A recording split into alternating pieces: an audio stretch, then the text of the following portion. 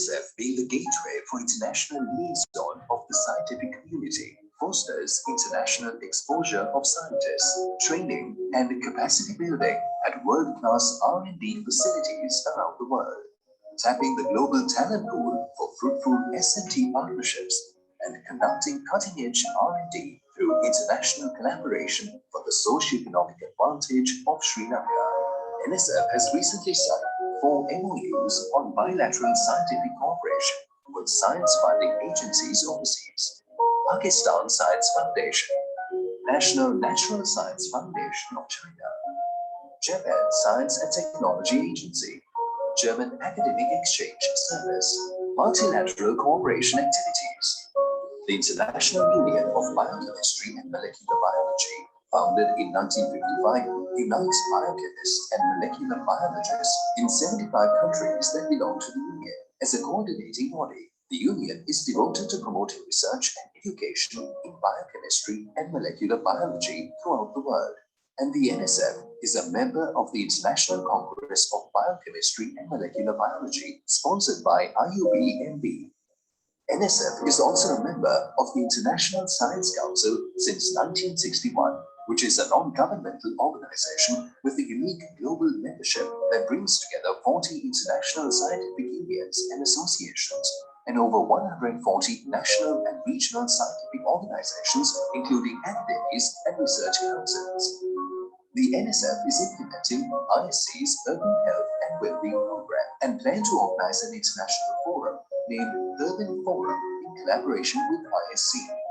In addition, we are in the process of establishing a platform to link professional bodies of Sri Lanka with the unions of ISC. Since 2017, 4 undergraduates from Sri Lankan universities are selected each year to participate at CERN Summer Students Program, which is organized by the CERN. Out of the 4 students, 2 students are funded by NSF, with airfare and the cost of subsistence.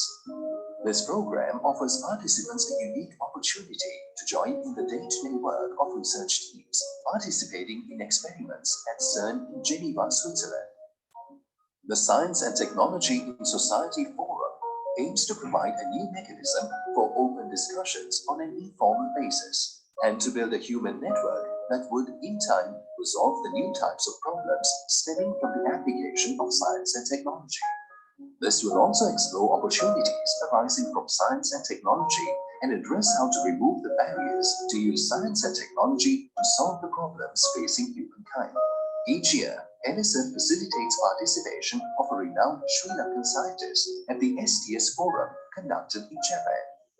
The NSF is an affiliated center for the International Center for Genetic Engineering and Biotechnology since October 1993. Up to date, the ICGEB has facilitated 3 ICGEB meetings and courses in Sri Lanka worth more than $180,000 US. Moreover, ICGEB has granted $286,000 US to 7 laboratories in Sri Lanka through its CRP's ICGEB research grants. The NSF, in concord with the World Academy Sciences, or TWAS, has instituted a scheme of annual award of prizes for talented young scientists who have attained a high level of excellence in research in the fields of biology, chemistry, mathematics, and physics. CITI program has been introduced by NSF Sri Lanka in collaboration with the University of Miami, USA, for the benefit of Sri Lankan researchers and members of the ethics review committees. Under this program, NSF facilitates online learning courses for knowledge and skill upgrade of the members of the research ethics committees, students, and academia. UNESCO's Man and Biosphere program is an intergovernmental scientific program that aims to establish a scientific basis for the improvement of relationships between people and their environments. Being the Sri Lankan partner of this program, NSF has nominated Singharaja, Urulu, Kandelia, Deviyagala, Nakiyadeniya, and Gundala International Biosphere Reserves as Man and Biosphere Reserves in Sri Lanka. The National Man and Biosphere Committee, which is functioning under the NSF, provides the technical guidelines and scientific information to conserve and manage our heritage sites, as well as Man and Biosphere Reserves. Serving as Sri Lanka's focal point for many world bodies, We promote international collaboration and cooperation to ensure S&T development through bilateral and multilateral scientific cooperation with individuals, associations, and institutions. Welcome to the National Science Foundation, Sri Lanka for scientific collaborations and cooperation, the nation's premier driving force in promoting science, technology, and innovation.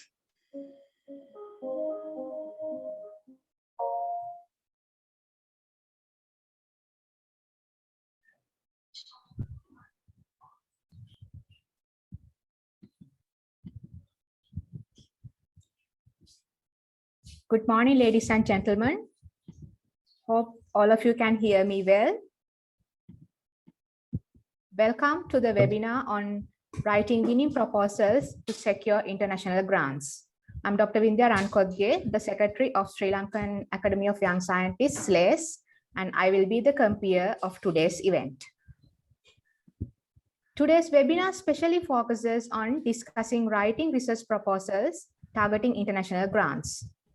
We have invited several distinguished resource persons whom we consider as giants of different research fields, have years of experience and collaborations with international researchers. I would like to warmly welcome all our resource persons who have accepted our invitations and joined with us today to share their valuable experience and knowledge. We are looking forward to having a fruitful session with all of you. Also, I would like to welcome all the participants who might be eagerly waiting to hear from our distinguished resource persons. This would be a valuable opportunity for all of you, especially the Sri Lankan academic and research communities, young scientists, to hear from the experienced researchers all over the world. This webinar is organized by National Science Foundation of Sri Lanka, NSF, in collaboration with International Relations Office, INRO of University of Peradeniya, and Sri Lankan Academy of Young Scientists, SLACE. Our hosting partner for today is Sri Lanka Institute of Information Technology, SLATE. First of all, I would like to invite Dr. Thamara Dias, Acting Director General, National Science Foundation of Sri Lanka, to welcome all of you and deliver the opening remarks. Over to you, madam. Thank you, Vindhya. A very good morning to all. Distinguished speakers from international organizations, Professor Shen Sol Stefan, Professor Yong Song Wei, and Mr. Adrian Whale, and from local universities, Professor Rahula Atalage, Dr. Nanda Gunawardena, Professor Janaka Ekanayaka, Senior Professor Anoma Aberatna, Dr. Ranil De Silva, Professor Tilak Gamage, and Dr. Darshan De Silva, and the head of ILD, Mr. Shant Siri, and staff of the NSF, members of SLACE and International Relations Office of University of Peradeniya, and all invited participants.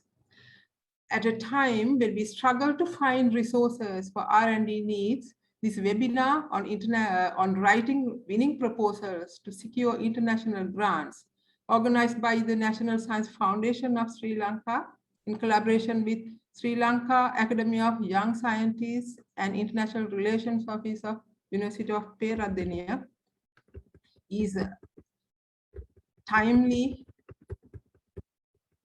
and important. Even though there are many opportunities available in the globe to secure funding, Sri Lankan researchers, particularly the young researchers, are yet to learn how to write a winning proposal to get an international grant. This is extremely a challenging task.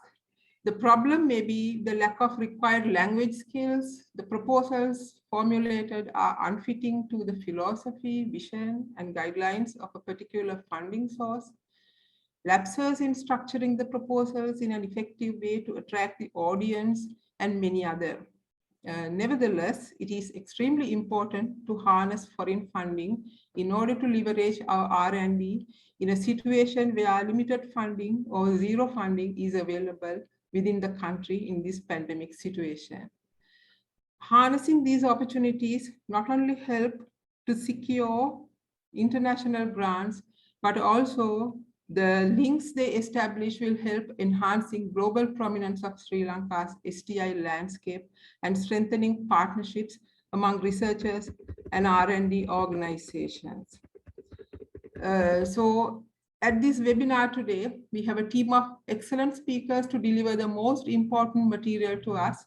Therefore, it is envisaged that the shared experience and best practices will enable our participants to draw up their next proposal seeking international funding effectively. I warmly welcome our distinguished speakers and all the invitees to this very timely and important webinar. I wish you will have a successful webinar today with very interesting material to take home. And taking this opportunity to thank the head of ILD, Mr. Shantasiri and his staff, and also the organizers from SLAIS and International Relations Office of University of Peradeniya for organizing this timely event. I conclude my short welcome note at this point. Thank you and wish you all a good day. Thank you very much, Madam.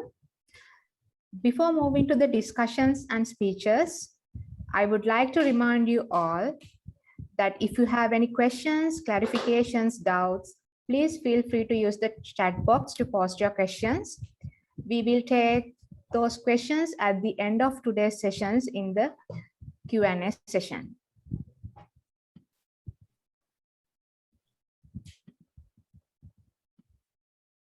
As the first speaker for today, we have Professor Rahula Atlage, who will be sharing his experience on the topic, why internationalization and overall funding opportunities. Professor Rahula Atlage currently serves as the Dean, Faculty of Graduate Studies and Research at Sri Lanka Institute of Information Technology. He was the Deputy Vice Chancellor of University of Moratuwa from year 2012 to 2017. Professor Atlage received his PhD in Energy Engineering from École Nationale Supérieure des Mines de Paris, France in year 1992. He has received several international grants over the years and published his research work in numerous international journals and conferences. It's a pleasure to have you today, sir. Over to you. Hope you can see the screen, Vindhya. Yes, we can see it, sir. Right, okay. Very good morning to all of you. At the outset, well, I would like to thank the organizers for inviting me to be associated with important webinar organized by the NSF and also the entities of the University of Peradeniya, etc. And also would like to indicate that I am making this brief intervention with great pleasure and try to do the best to bring a brief message into your perspective. Distinguished participants, distinguished invitees, panelists, organizers of the NSF, and also the officials of the NSF. I have been entrusted to make a brief intervention on the internationalization and research grants. So my presentation would be in two segments, first on the internationalization and then on the some options available internationally in securing research grants. Let me start with some reflection that I have on internationalization by using the concept of 80-20, well-known concept of the Italian philosopher Pareto. So he indicated that 80% of consequences of almost all activities are of the origin and the creation or the cause of 20% causes.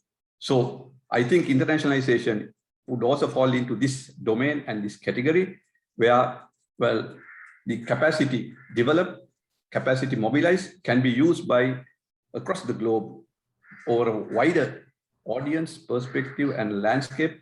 That experience can be shared, falling in line with this 80-20 principle. Getting to internationalization definitions, well, I see that there are two prongs of definitions. First, with the process integration, calling for international intercultural and global dimension in all our higher education activities, such as teaching, learning, research, and other services like extracurricular, then training, quality assurance, academic administration, etc. The second prong would be the process of interchange between the nations with partnerships or national systems with partnerships or institutions of higher education with partnership. So with these two definitions or two-prong definitions of internationalization, I will then move to indicate what are the drivers of internationalization. What makes our society, academic community drive towards internationalization? First, we all know that the current or the perspective of economic development is innovation driven, and the global higher education platform provides an extremely valuable support in this regard. So this would be one important driver. Then international recognition in terms of the ranking and also the recognition of higher education institute by the peer institutions would play an important role going towards internationalization. Then research funding, we know that countries with experience, when they partner with the countries with less experience, will provide a great opportunity as joint efforts for seeking research funding. Attracting foreign students, all the countries without any exception, and in particular with South Asian region, are looking forward to attract foreign students and to have a common platform with intercultural and international exchange. Further, the driver would be the 21st century dynamics of higher education. We very well know that 21st century dynamics of higher education calls for creative, innovative thinking, critical thinking, and lifelong learning with the challenges faced with the digital era. And this is extremely important in all education activities. Finally, the driver towards the mobility, inbound and outbound, exchanging with the international entities. The benefits. What are the benefits of internationalization? Well, the strengthening role, or the role that calls for interconnected global community. By having an interconnected global community, the role of the higher education institute become much stronger. Holding reputation, especially in terms of academic reputation with international connections, that would look for and give a very important perspective in international university rankings. As I indicated, that the next benefit would be the 21st century competencies with students, graduates, postgraduates, graduate students who would be enabled to work and live in diverse multicultural landscapes and also make use of the digital world skills in meeting the challenges of 21st century. Benchmarking, quality assurance in teaching, research, academic administration, and all the outcomes of education will be encompassed by the internationalization, and it will provide a great impetus for them. Cooperation with the rest of the higher education in the world and be in par with not being lagging behind and being left alone would be an important element. Then the networking, well, having a network among the peer institutions for common sharing of, well, and also the development of curriculum, exchange, joint research work, and even to the extent of resource sharing of using lab facilities through internet, etc. And also for sharing of student exchange, the industrial placement, etc. can be made use of through networking and resource sharing concept. Well, finally, it is the notion of thinking globally and acting locally. What are the elements? I have put several brief elements that we encounter, whether it's north or south, irrespective of in the globe. Academic partnerships, for example, articulation programs. You have a program where based on a memorandum of agreement, you can have 2 years plus 2 years in another institution based on the understanding of the acceptance of the curricula of the two institutions. Then the pathway options, completing one program, you can have a very easy pathway to follow your graduate studies in another institution, which have come to an agreement under international conditions. Inbound and outbound exchange programs that staff and students can exchange over a semester, coming into, going to north or coming to south, and that kind of exchange, enabling to have the students and staff working in different intercultural and international landscapes. Mobility, that means staff and student and program exchanges over a short period than one semester, several weeks, study visits, etc. Enrolling foreign students, that enables them, based on the memoranda of understanding or agreements, to exchange students, graduate, postgraduate, and even staff. Joint research projects, we can secure funding for our joint research project with partnering with the institutions with higher recognition, and thereby enabling to get onto the bandwagon of securing international grants. Joint graduate student supervision, enabling the thesis topics and research supervision go to a higher level and meeting the benchmark conditions as expected by international entities like Hotutel, as an example. Joint and dual degree programs based on the understanding of mutual understanding of the agreement of the curricula exchange and the credit transfers. Joint programs, dual programs can be of very important elements in internationalization. Finally, having a network for visiting professors or research fellows or adjunct professors for enabling the experienced staff to be mobile among the institutions, thereby sharing their experience in curriculum development, areas of research, identification of research areas, and also to be able to make joint thesis supervision when it comes to PhDs, etc. Well, there are 4 approaches in general: activity-based approach, competency-based approach, ethos-based approach, and the process-based approach. Activity-based approach are new programs, new types of teaching learning processes. For example, flipped classroom method, blended learning, especially with digital and working under new normal conditions. Then the competency approach, especially the need of knowledge, skills, and attitudes in the digital era. The ethos, new culture, embracing international and intercultural dimensions within the higher education institutes. There are certain things to take place. For example, bylaws, regulations, and also the mindset will have to be changed in embracing international aspects into the normal working conditions. And the process, integrating international into the normal process of, especially when it comes to the state funded education system, we have a certain very robust framework. So how to integrate the internationalization concept needs a change and amendment in dimensions of internationalization, program enrichment and diversification dimension, strategic thinking in management. So it cannot be standard management thinking and standard academic administration. It has to incorporate different elements that would fall in line with the international platforms. Intercultural norms for cooperation. There are certain maybe resistances or difficulties, I would not say difficulties, where we have to encounter and make necessary changes for intercultural norms.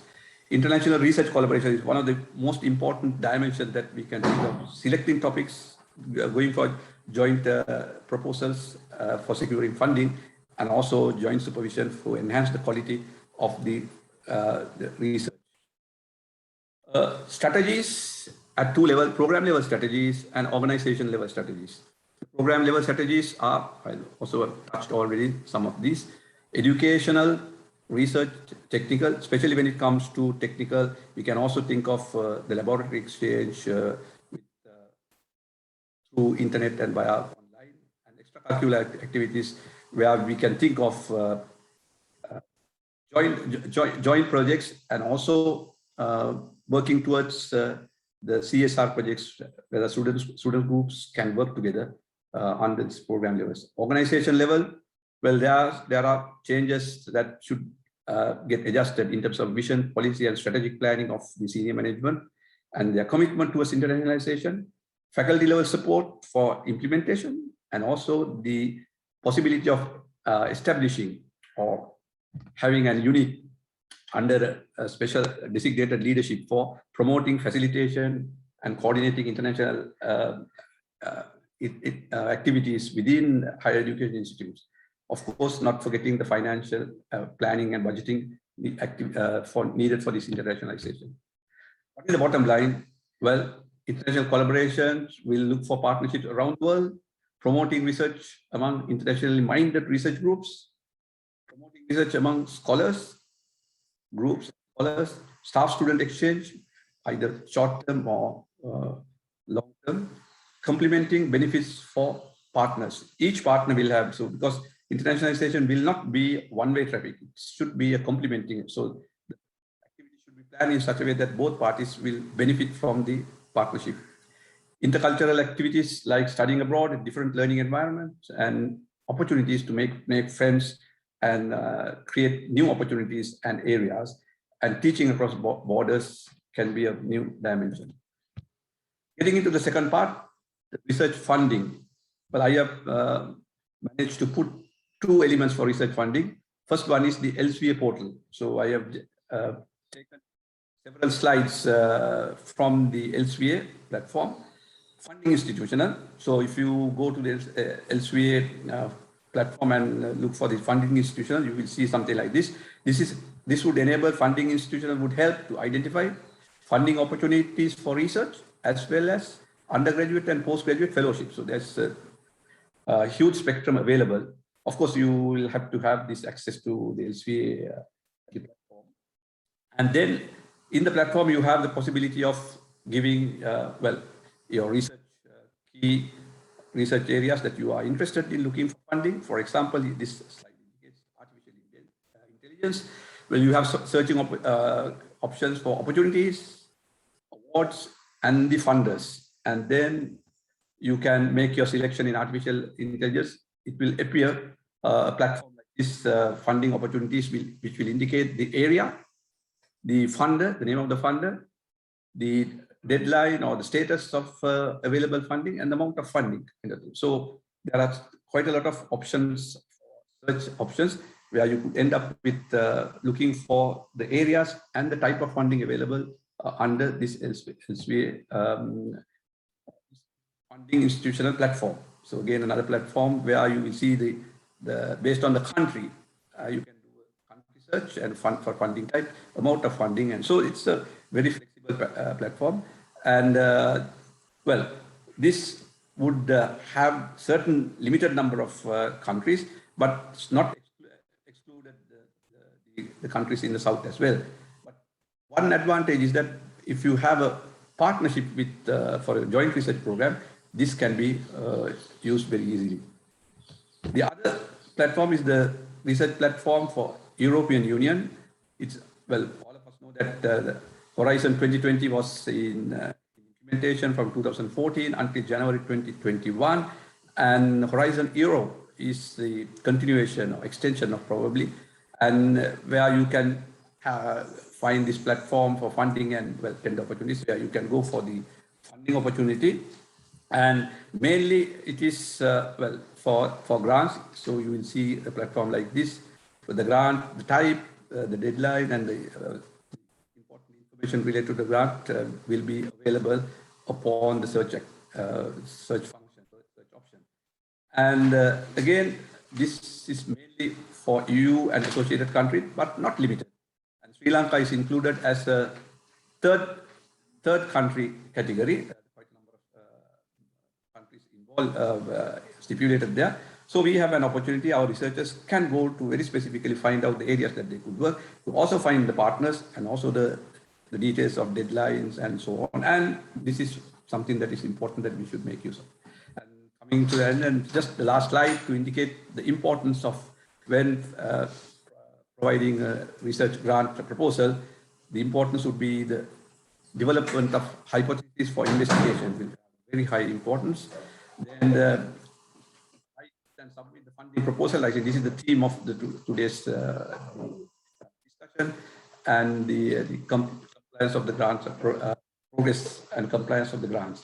And this is the level of importance, and we see that we have to focus somewhere in this area. And with that, well, I'd like to wind up my two topics that I had taken into consideration: internationalization, engaging with interconnected global community. That's highlighted. Towards reputation in higher education landscape for higher university ranking and academic reputation. 21st century competencies toward benchmarking with international institutions, in particular quality assurance and quality enhancement, networking, resource sharing, and looking the way that thinking globally and acting locally. I have also highlighted two options for research funding opportunities through the SVA funding on institutional and the Horizon Europe that is being in place from January 2025. So with that, I make come to the end of my presentation, and thank you so much for again given opportunity. Over to you, India. Thank you very much for sharing your experience with us, sir. It's our pleasure to have you here today. Once again, I would like to remind all participants, if you have any questions, please feel free to post them in the chat box. We will take them at the end of the session during the questions and answer session.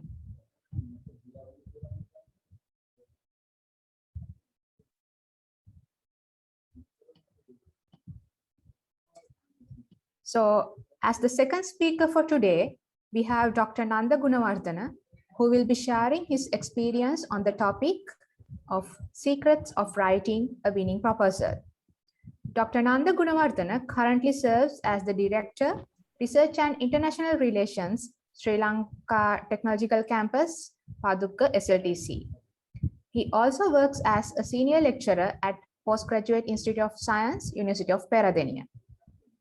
Dr. Nanda Gunawardana obtained his bachelor's degree from University of Peradeniya, Sri Lanka, and PhD from Baylor University, Texas, USA. Dr. Nanda has worked very closely with more than hundreds of international institutions and universities, and has obtained many international research grants and coordinated with multi-million-dollar Euro research projects. He is also working very closely with many embassies to promote research and higher education in Sri Lanka. Over to you, sir. Thank you very much, Vindhya. Shall I share my screen? Yes, sure. Hope you can see my screen, right? Yes, we can see. Great. Thank you, Dr. Vindhya. At the outset, I would like to thank members of the organizing committee for inviting me to deliver this topic, actual secrets of writing a winning proposal.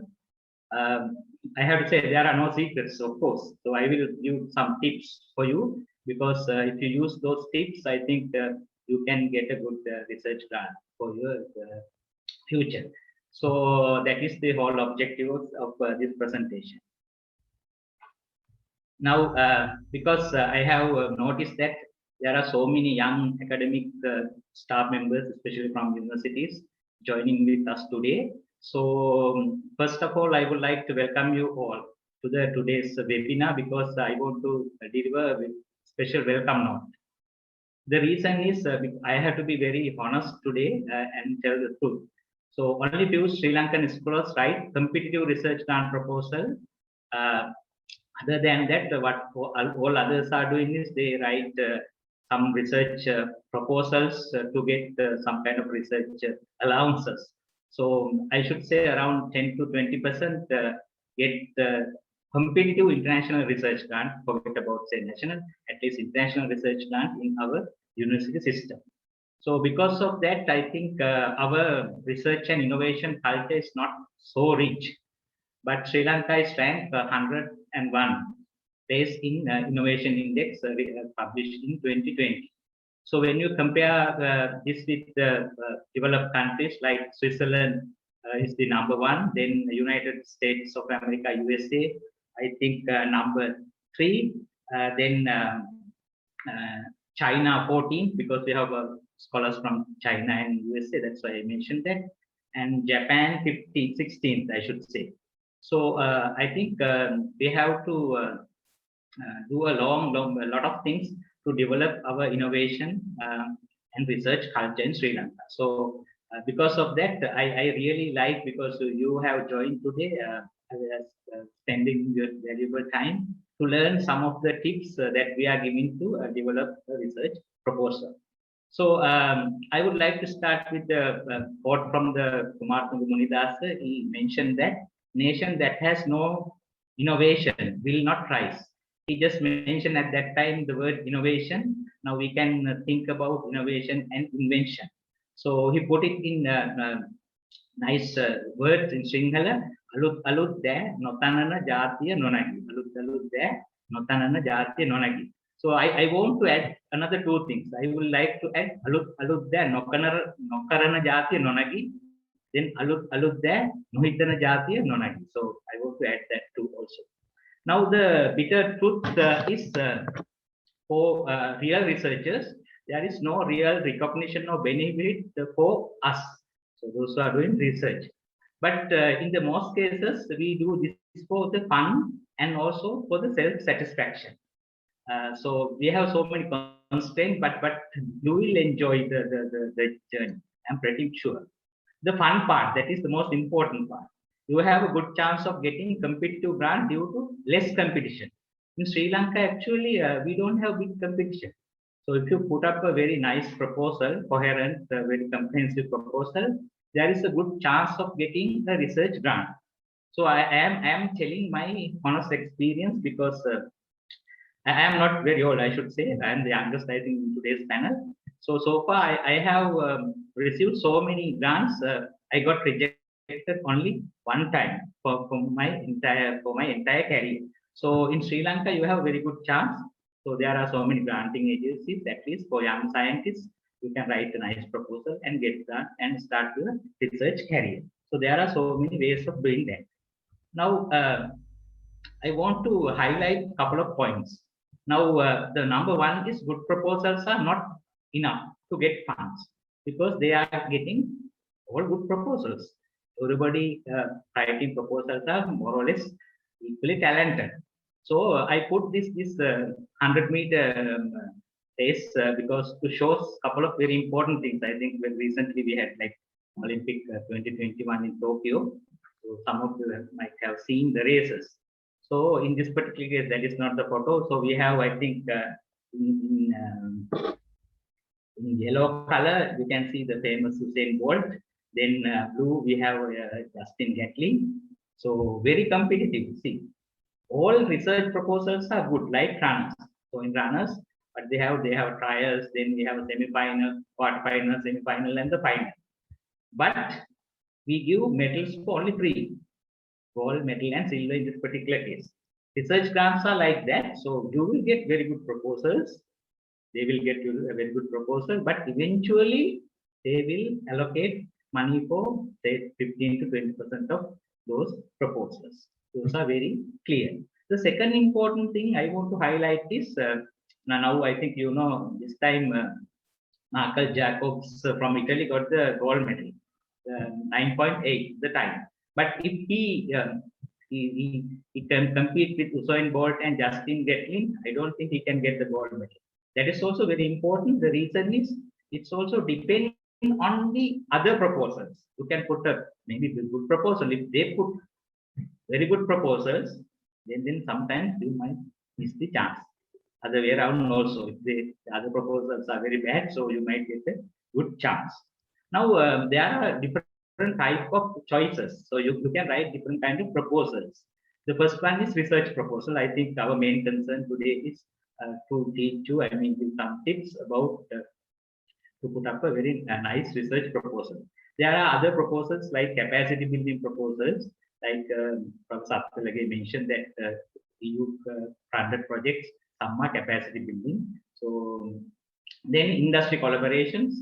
These are more or less same, but we have to pitch in different ways. The fourth one is student staff exchange proposals. So I was kind of lucky to have grants for all 4 categories. But today, as I mentioned, I will mainly focus on research.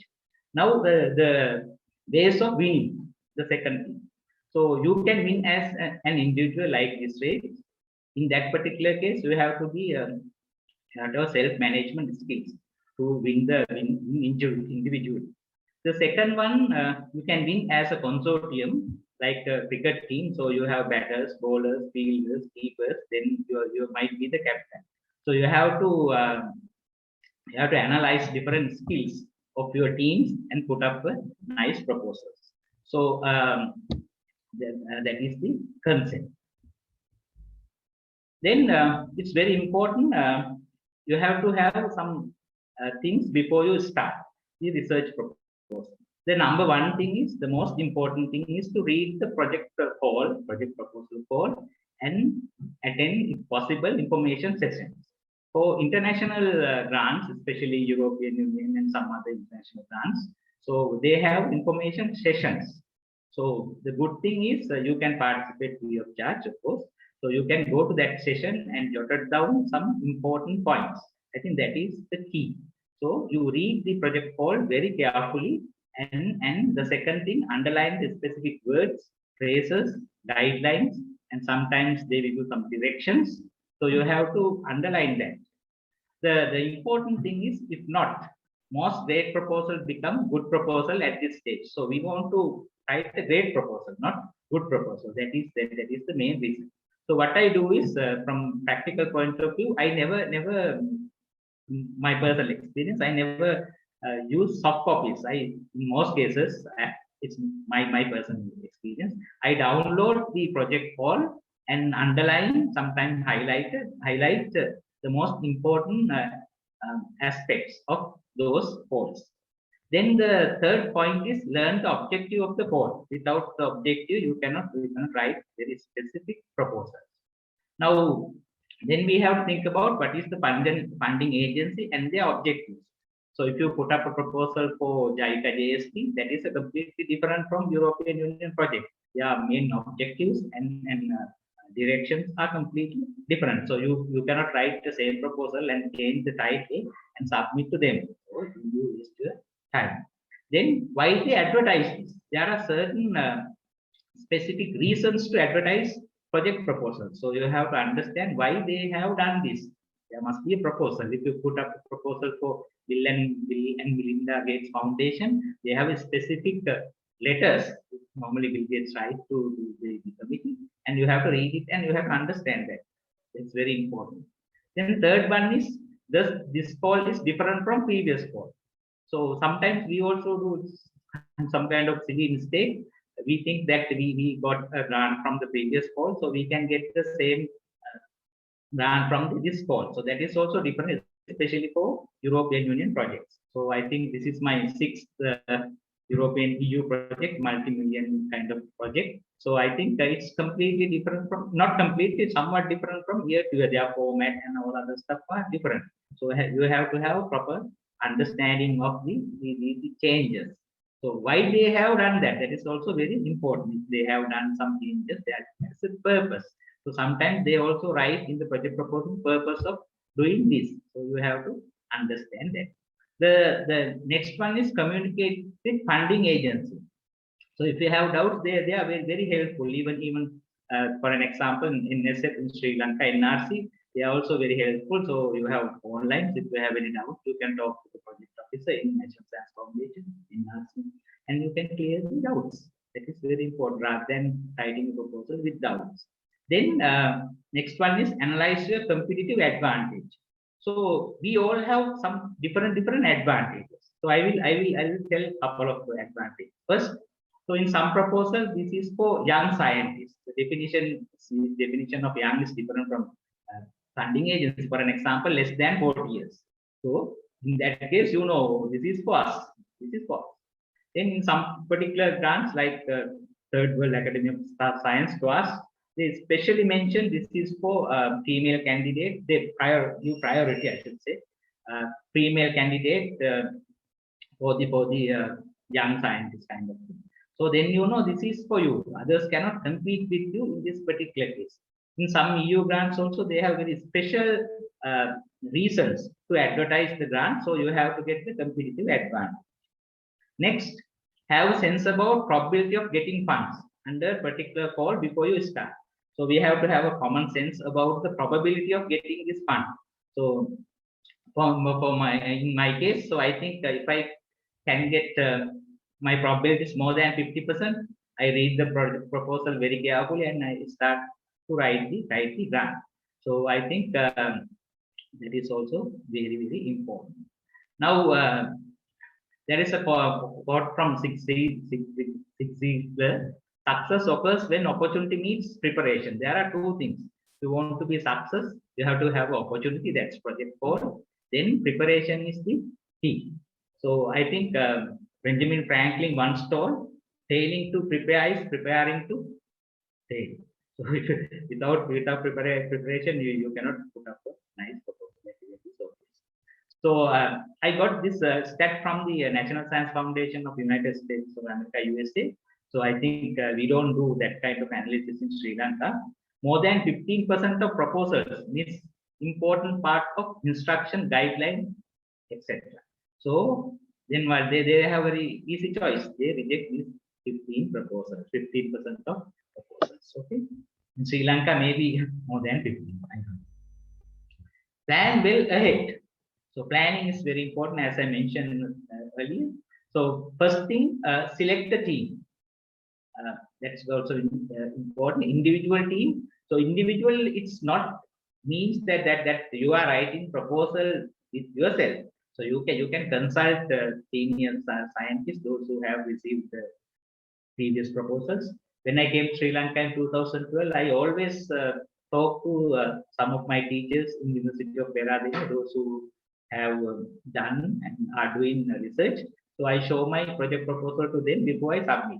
So I'm not going to tell the name, at least 2 to 3 staff members who are very, very successful in this research field. So you can get support. That is important. Even now, as I'm not very senior researcher, I should say, but still I support to young junior members when they develop a proposal. I tell maybe you can change this. You can do kind of small changes, because we have to put our chest little ahead compared to the other, like a 100-meter race. Okay. Then as when we have a group, then collaboration, cooperation, and punctuality are more important than smart breaks. So that is my philosophy. So collaboration, cooperation, and punctuality very important, because when I manage a proposal, when I write proposals to others, rather than if they think they are very smart, they have published a lot of things and they don't have good collaboration, then very difficult to write a good proposal. Then once you know about the, I'm talking about now the large scale research done. So then in that case, even for small scale research done, you can conduct a brainstorming session. Then there are 2 very important aspects of the brainstorming session. You can see as I highlighted. Exigence means why they are personally interested in the topic. So our group member should be personally interested. Otherwise, you cannot just put them as a group member. Then the cariosis. So that is why this is a relevant and timely topic for others. It should be relevant. Write down their current understanding of each topic and enthusiasm. That is also very important, because in these days, I think very recently, you can get a lot of proposals for multidisciplinary research teams. So we have sociologists, scientists, then one from engineering, one from medicine. So you can build very nice multidisciplinary research team. Then you can compete with any scientist in the world. So I should say I have done that. So I think Professor Sunshul will explain, because he has a greater experience than me. Then next point is preliminary data. So if you can collect some preliminary information or the data for your next proposal, that is a very good plus point. Now for the capacity building projects, so you can conduct interviews, surveys, and everything before you start any project. As Professor Attalage mentioned, now our next EU call next year February. So I already started putting up a proposal. Then I gave some work to some of my junior staff members, I should say, to get the background information to write a big proposal. So I think that is very important, and conduct interview surveys, because when we put that background information, so everybody can see that we have done a fundamentals. We have done some work, hard work to prepare this proposal. I think the next one is obvious. Assign some preliminary work to your group members. So if we are project managers, we can do that. Then we have to have a thorough literature search to identify the gaps. The most difficult task is satisfying people. If you're married, you know that, right? Satisfying people is a little bit difficult. So, especially reviewers when it comes to research. So, how to satisfy reviewers? That is the most important thing. You need to convert complex ideas into simple linear text, figures, and tables. Then they can understand. They know, at least they can act as they know better than us. So in most cases, they know better than us. Some specific cases, for the specific scientific projects, sometimes they might they don't know better than us, right? So our entire objective is to convince, not ourselves. So once we put up a nice proposal, we convince ourselves. That is not the case. They have to be convinced. So we have to convince reviewers, and convincing them is tough. Please understand. They may also look for weak points in your proposal. In most cases, I also work as the reviewer. When you get a lot of proposals, we analyze good point, and also we jotted down weak points, because all proposals are good, no? So if you have a lot of weak points, then there is a less chance of getting this research proposal. They also look for evidence. Evidences are very, very important. Without evidence, you cannot predict anything, you cannot tell anything.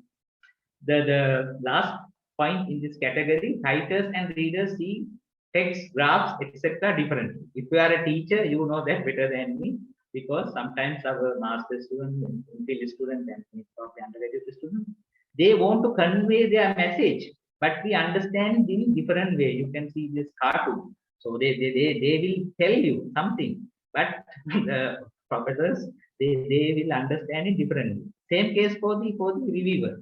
So we are trying to tell something. If they understand that in different way, so that is a catastrophe. Okay, you will not get the grant. Then we have to satisfy the funding agency. We have to address all requirements mentioned in the grant code. Not most, it is all. All.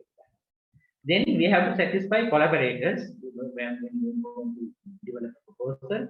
So how to do that? We have to distribute appropriate workload and budget for them. So we have to satisfy that. Now, next point is identify the gaps. So if you cannot show gaps in one particular proposal, you will not get funds. That is for sure. So how to show the gaps? So normally we use negative words to show the gaps. For an example, nobody, none, no information. That says there is a gap, nothing. What was not done? If you want to put a scientific proposal, what was not done in the literature in the past. Then very nice thing, wishy-washy approach, no wishes or something like that. So we cannot say in 2020 Sri Lanka will be a prosperous country. No, I'm sure. It's for politicians, not for scientists. You have to show the evidence, right? So that is very important. No wishes, no wishy-washy approach in research funds. Then what should we do not do? Don't use the best of our knowledge. The terms like that, to the best of our knowledge. Most of the previous research, only few of other researchers have done that. So it is kind of vague statements, I should say. So best of our knowledge means probably you don't know about the subject very well, right? Most of the previous research, something like that. So we don't recommend that kind of words. Then our objective should be very clear. So don't use to study, especially scientific proposal. I am telling, not the capacity proposal. To study, to investigate, to study what? No specific. To investigate little. Use the scientific work to determine. Determine what? To develop or construct something. To solve some problem. Those are very objective words. Okay. Then next one is management. As a Sri Lankan, we are not very good at, right? So time management is most important. You have to think about can we allocate significant time to develop a proposal? Because our time schedule may be during exam times and sometimes semester, in marking and some other project meetings. So you have to have a kind of proper plan, right? Without planning, you cannot manage time. Without managing time, you cannot write a good proposal. The second one is scope. Scope is very important. So we have to have clear-cut boundaries of the project. So no more, no less. Okay. Otherwise, you cannot write a good proposal. Then budget. So that is my expertise. Let me what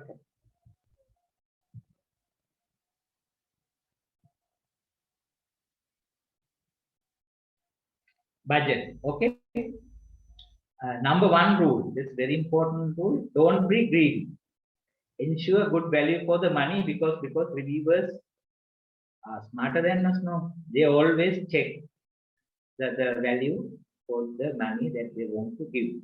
So that is very important. Don't be greedy. So the another important thing is once you get the proposal, sometimes after getting proposal, you might think I should put a lot of money. I have to put a lot of money at that stage. No, not the case.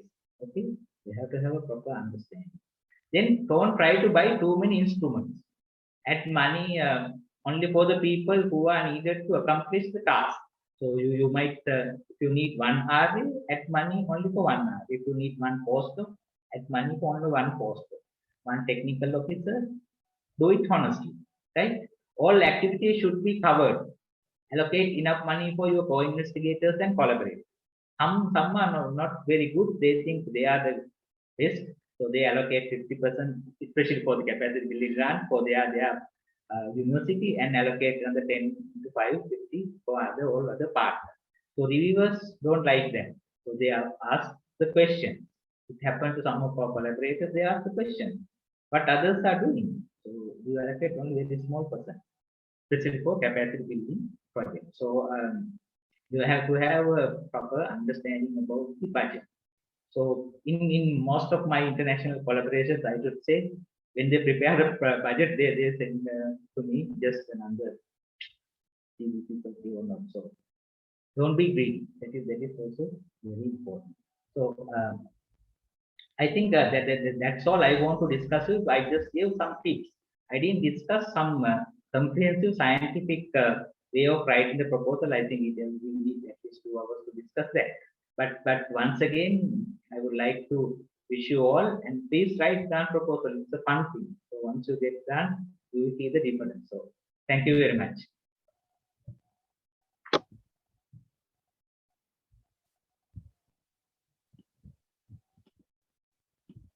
Thank you very much for sharing your experience with us, sir. It was actually interesting, and I hope participants have gained required information and knowledge, especially on writing grants. Once again, thank you very much for joining with us today. Also, I would like to remind you all that if you have any questions and clarifications, please feel free to use the chat box and Q&A box to post your questions. We would take them at the end of the session today.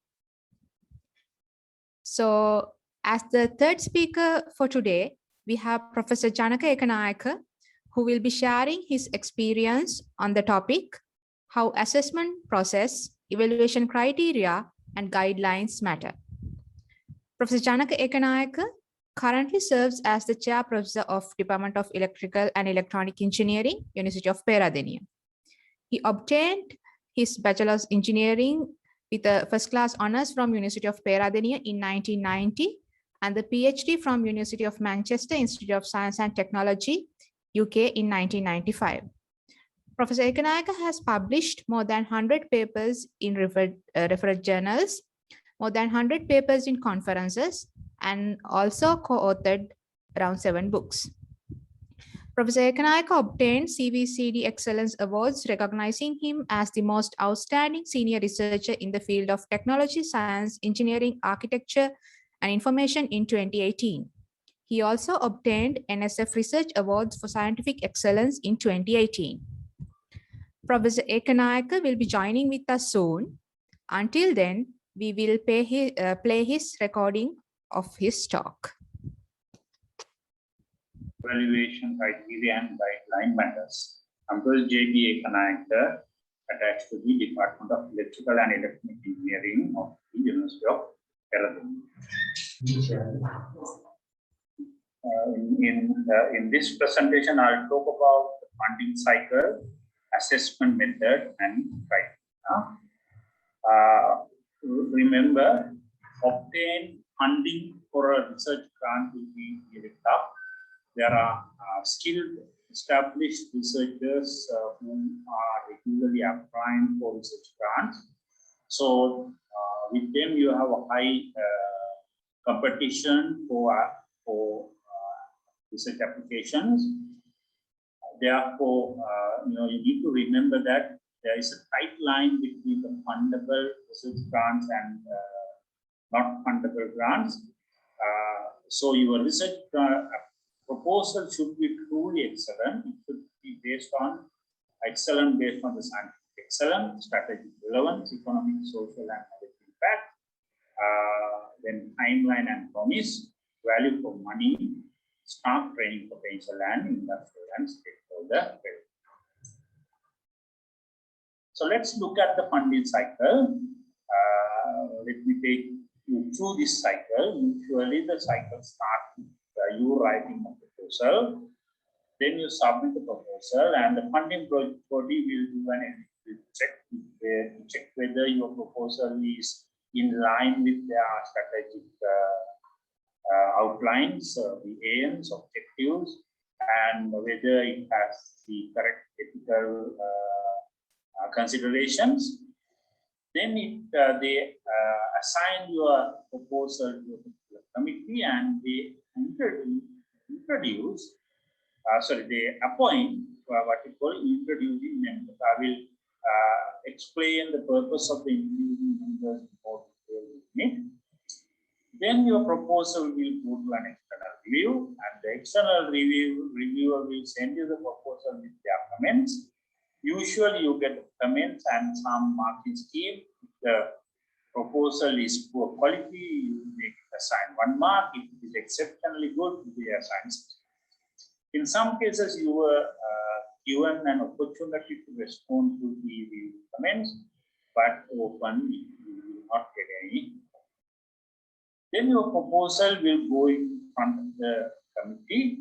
Remember, the committee has only a limited period of time to assess each proposal because they have so many proposals in line. So the introducing members are the people who are going to elaborate about your project, your proposal. They will talk about the importance of the proposal, the scientific potential, required resources, and they will also present the review comments and the review of scores. And then committee decide whether to fund the proposal or not, and then they will put them in the fundable and not fundable blocks and give to the funding body, and they take the decision. Often, if you write 10 proposal, 9 you will get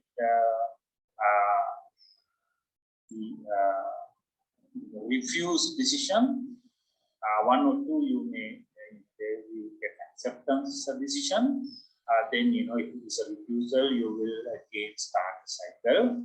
And this cartoon shows you how difficult to get your project proposal acceptable for funding. Now,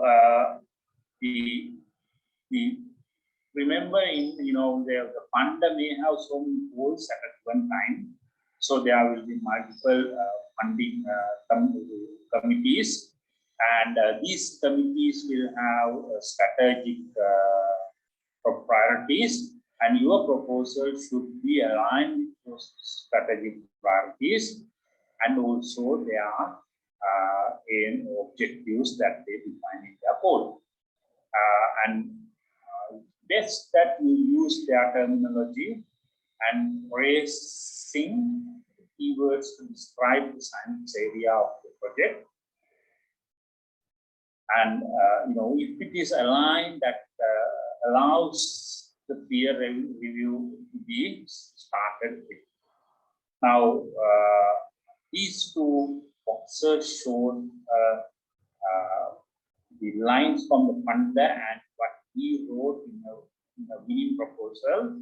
The lines from the funder says those responses are gender responsive and are culturally appropriate, community specific, and based on local needs and context.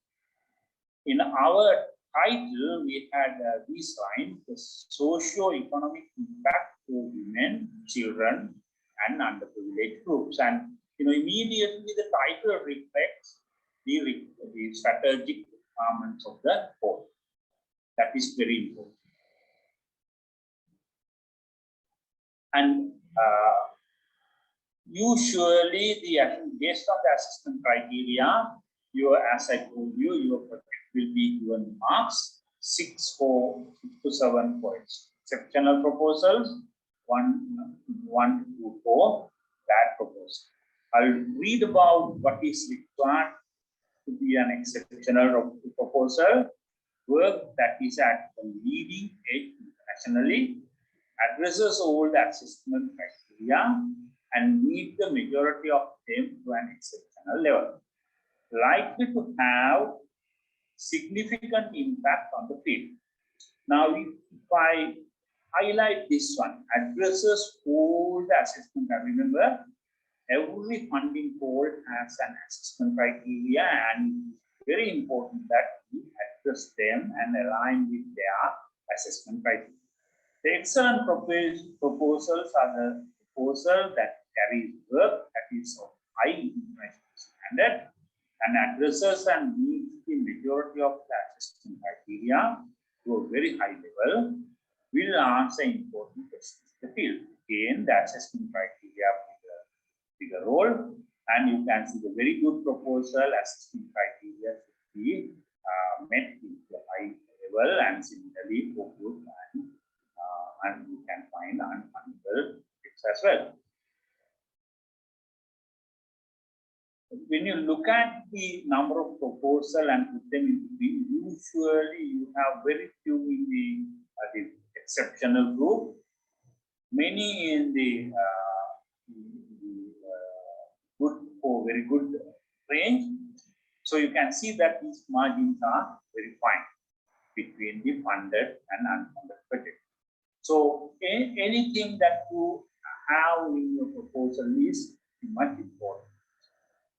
Ensure all aspects are fully considered and conveyed properly in the proposal. Do not assume that a little thing is not important. Everything is important. And if I come back to the role of the introducing members, as I told you, the committee will discuss a proposal for a limited time. So the introducing members are the people who present your proposal to the committee. So they play an important role. They will brief overview of research.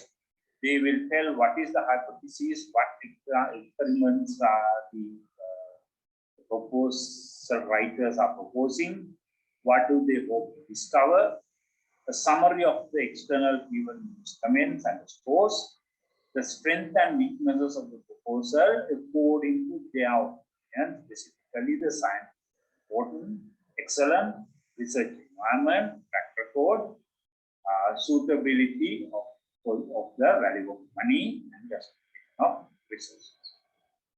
Because somebody else is present a proposal to the committee, your proposal should be well structured, easy to navigate, and have accessible time. Do not put technical jargon too much, because some of the introducing members may not understand all the areas.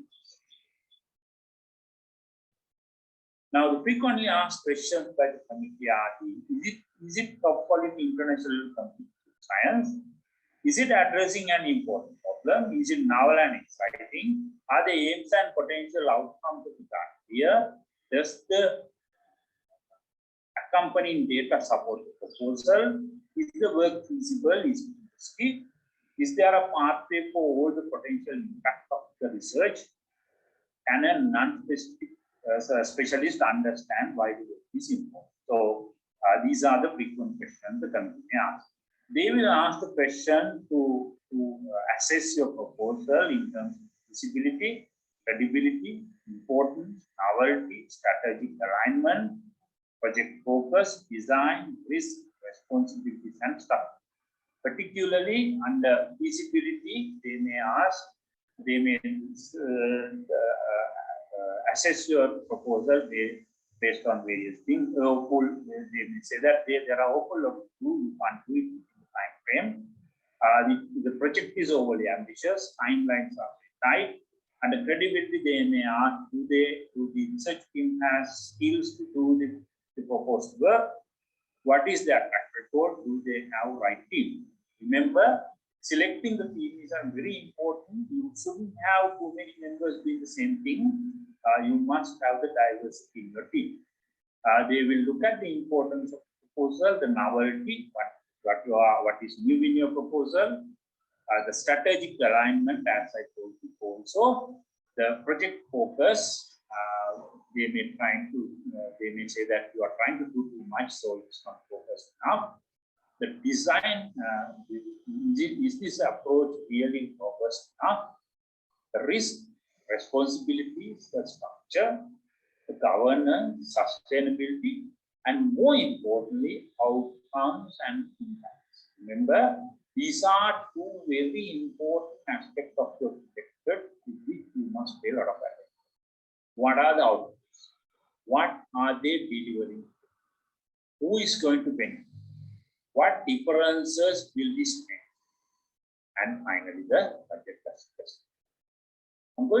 So they will look at why fund this project and why now. Remember, you will put a lot of effort to tell why fund this project, but you may not talk about why now in detail. So make sure you address both. I'm going to give you some insight from a rejected proposal that we wrote for Erasmus funding.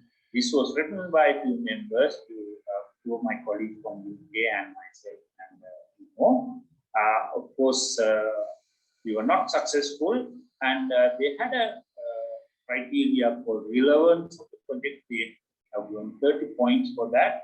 And for our project, there were so many positive points. I will read in 15 lines. Fits well with the objective of the capacity building. So we align properly. The target group of the project identify the use of active learning approach is innovative. But the negative points are that the objectives are too generic. You can see that, and it says are divided into too many specific objectives. Fail to describe the academic and management activities, inadequate information on the involvement of students in the needs analysis. So you can read the rest from the slide. Similarly, the second criteria was the quality of the project design and implementation. Again, it carries the point. Under specific point, it says clearly specify the postulated to most activities. A balance between the working staff phase in each phase are allocated budget. The monitoring mechanisms cover both offline and online. However, there were so many negative points. The budget is inappropriate in respect of the contracting cost for activities. The overall project design is sufficiently developed. There is also insufficient information on the risk and related mitigation measures. So you can see that every single point is very important. The third criteria was the quality of the project team and the cooperating arrangement, and you can see that there are a lot of good points, but they also had some negative points. For example, the distribution of tasks and responsibilities is not balanced. So they will even look into minute details. And finally, the impact and sustainability, again, 20 points were given, and we had a lot of negative points there. So our project was categorized under group 2. Their group 1 was the applications of very good quality, getting scores between 7,500. There were 132 applications out of 1,500. The second group, our project was carrying marks between 60 and 75.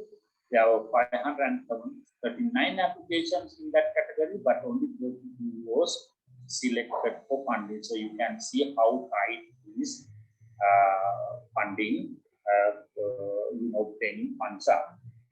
So, basically, I was trying to give you an insight to how you should align your project with the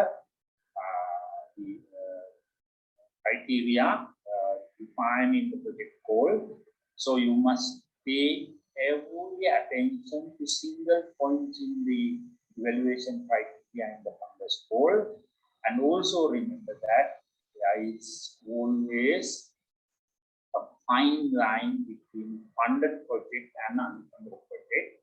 So passing that fine line, you must, one, you must have a lot of experience writing proposals, or you must have members in your team who can write good proposals, and two, you must consider every single point so that make sure you pick the funding criteria very carefully. So thank you very much for listening. I'll be available for question and answer session later on.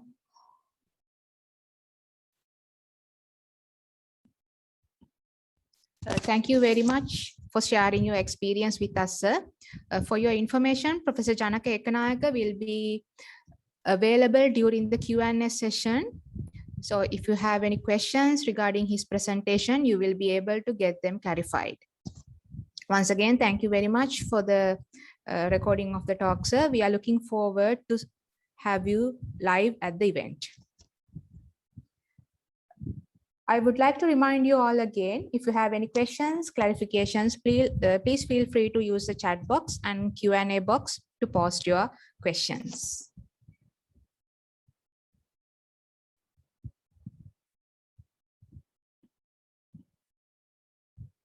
The next segment of today's event is once again an interesting segment. It is dedicated to discuss about international funding opportunities. This would be a very valuable source of information for all of you who are exploring international funding opportunities for your research work. We have 3 distinguished resource personnel joining from different parts of the world, despite of the time zone differences. We highly appreciate your presence and contribution towards the success of today's event, sir. As our first international speaker for today, we have Professor Stefan Schensul, who will be sharing information about the NIH USA program. Professor Schensul is an emeritus professor of public health sciences at University of Connecticut School of Medicine, where he has conducted domestic and global research, taught and mentored students in medicine and the master's and PhD programs in public health and medical anthropology from 1976 to the present. Professor Schensul has continuous funding from the US National Institutes of Health for the last 2 decades, including from the National Institute for Mental Health, the National Institute for Alcoholism and Alcohol Abuse, and for Fogarty International Center. He began his involvement in Sri Lanka in 1982, collaborating with Professor Herbert Aponzo and his team on community participation in health in Mahaweli C and Mavanal. His involvement in Sri Lanka has continued to the present and included faculty exchange programs, health social science training, and research on youth and sexual risk, and most recently CKDUs in Wilkamur Secretariat in the Central Province. Professor Schensul, over to you, sir.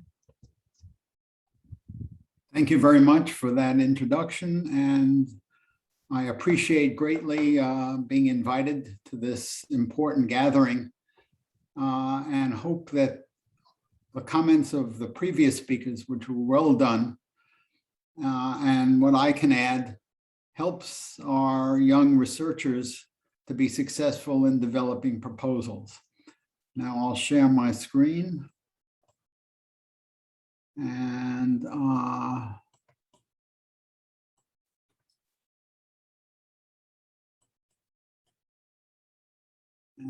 let me, can you all see that? Yes. Yes, sir, we can see. Okay. Let me tell you first that I have about 15 minutes, and the story of securing funding from the U.S. National Institutes of Health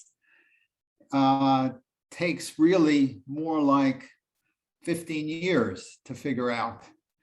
I'll do my best, and I think it a complex place, but well worth it when you see what the opportunities are. First of all, NIH is the largest biomedical research agency in the world with a budget of $41.7 million US dollars. It has both a capacity for its staff to do research, so important intramural research is getting done, but 80% of the grants are extramural, going to universities and research institutes, both in the US and around the world. In 2020, 55,000 or so awards were made to 300,000 researchers.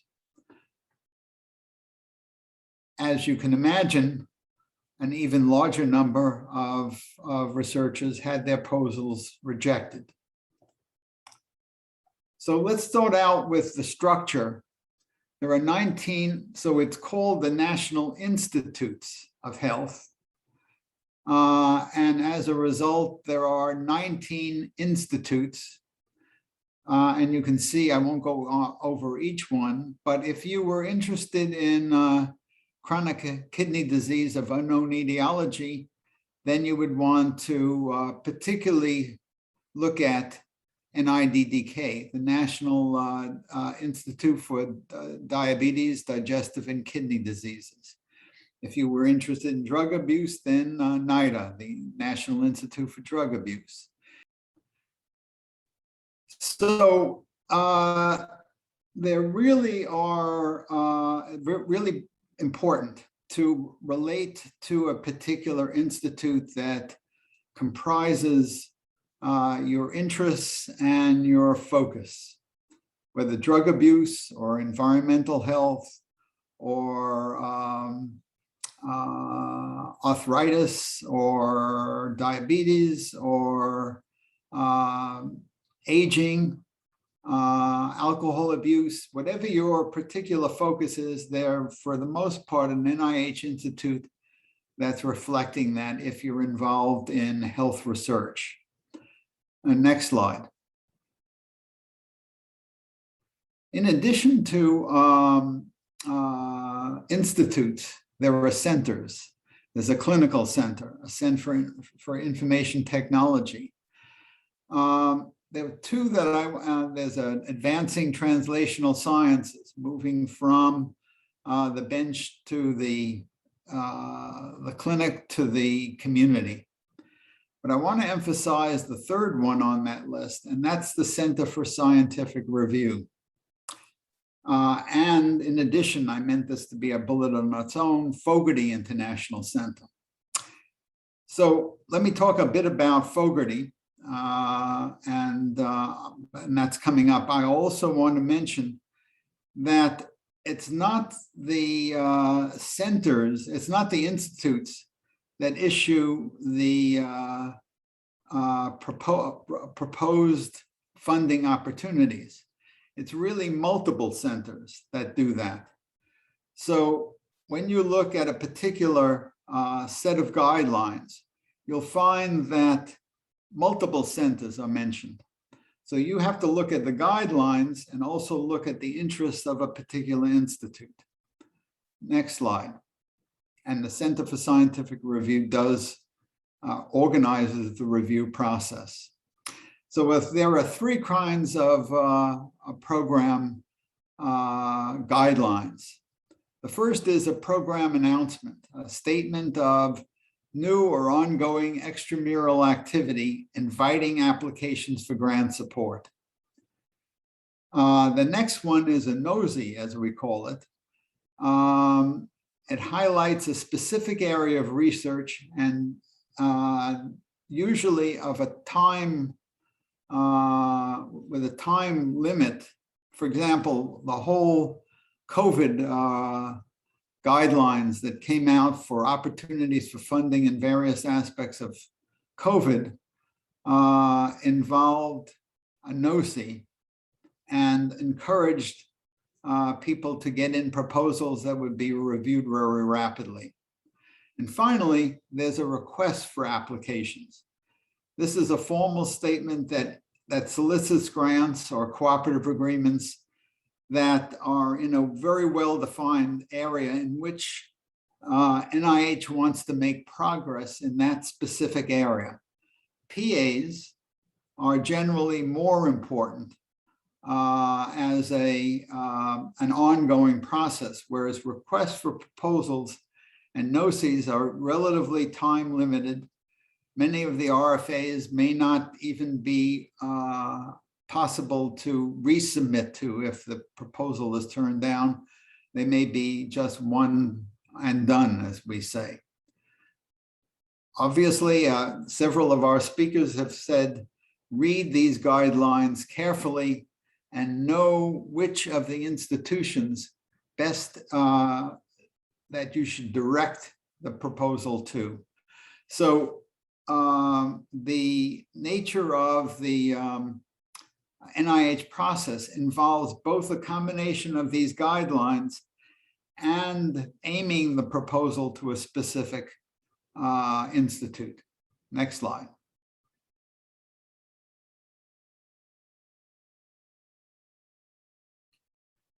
There are many types of NIH grants. R25s and K awards, training grants that may involve opportunities for you as young researchers to bring you to the US, to bring US faculty to a lower middle income country. K awards, there are some international K awards that will pick up your salary plus expenses plus opportunities for a pilot grant. There are conference grants. There are research infrastructure grants, which build up the capacity of a particular institution. There are pilot grants, particularly the R21, R34 is a little bit more limited to National Institute of Mental Health. But R21s are proposals that don't require a lot of preliminary data, generally are available for 2 years and $275,000. A small grant program called the R03 is $50,000 for each of 2 years.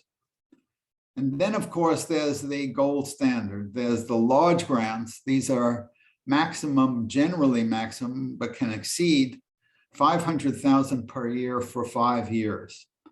Where all of us who apply to NIH on a regular basis are usually seeking those grants. And there are others. I won't go into all the details. Next slide. But I want you particularly to focus on the Fogarty International Center. Now, what you want to do is go to nih.gov and you'll get all sorts of guidance to these various locations. You want the guidance to the institute that you're most, see yourself as most affiliated with if you're generally involved in health and medical sciences.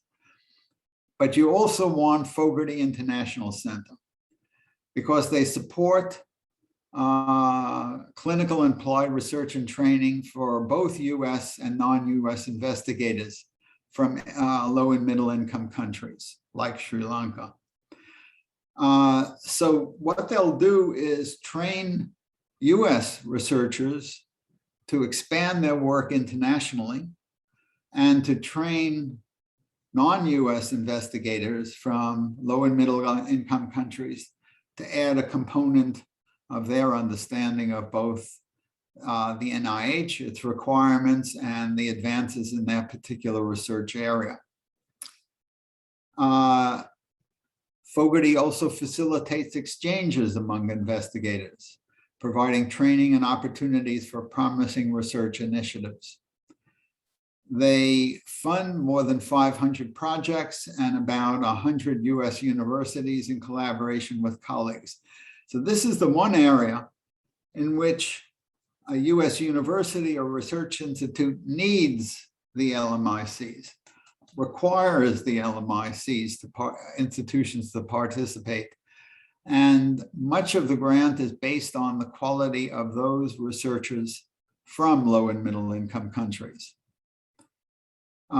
They support training in the US researchers in LMICs, and grants for collaborative research. Our chronic kidney disease of unknown etiology involved collaboration with the University of Peradeniya and with Kandy Teaching Hospital. And we wouldn't have gotten that grant unless we had developed those collaborative relationships. Of late, the Fogarty has funded directly so that the LMIC institution is the grantee for the grant. Those are another kind of grant you might look out for. And then there are training grants, chronic disease, HIV, infectious diseases, mobile health technology, and many others. All of these are listed on the Fogarty International Center website and should be reviewed consistently. They change every month, and they're the place to learn what kind of funding is available, both for training and research. Next slide. So the question is how to start. So I've been emphasizing the need to monitor the NIH website and those institutes related to your discipline and to the Fogarty International Center. It's required that all funded grants be listed on the NIH website, and you can identify who in the US has training grants and research in your topical areas and contact them. Send them an email. If they don't respond, try again. If they fail to respond on the second time, don't press it, but frequently you'll get a response. So if you contact these researchers, what are you offering them? You're a young faculty member. You're offering them the opportunity to work in Sri Lanka. Where is one of the best places in the world to look at climate change? In Sri Lanka. Where is one of the best places in the world to look at chronic kidney disease of unknown etiology? Sri Lanka. And we can go down a long list of the opportunities that you can provide through your contacts in the population, in laboratories, in the clinical settings. If just another one that's occurred to me is, where is the best place in the world to look at dengue fever? Fortunately or unfortunately, it also is Sri Lanka. So you've got a lot to give in this situation.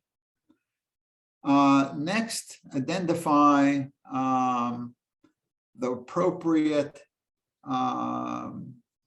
grant opportunity vehicle, whether PAs or NOSIs or RFAs, that you think you could be competitive of. Now that also may involve a collaboration with a US institution. If you're a young researcher, it does work out well to have a more senior researcher in the US that you can collaborate with, that you can provide many elements of the proposal, that he or she can also do the same, that you can read each other's material, and it's a true collaboration.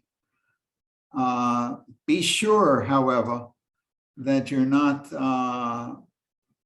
linking with somebody who's using you, but not giving you enough recognition in these proposals.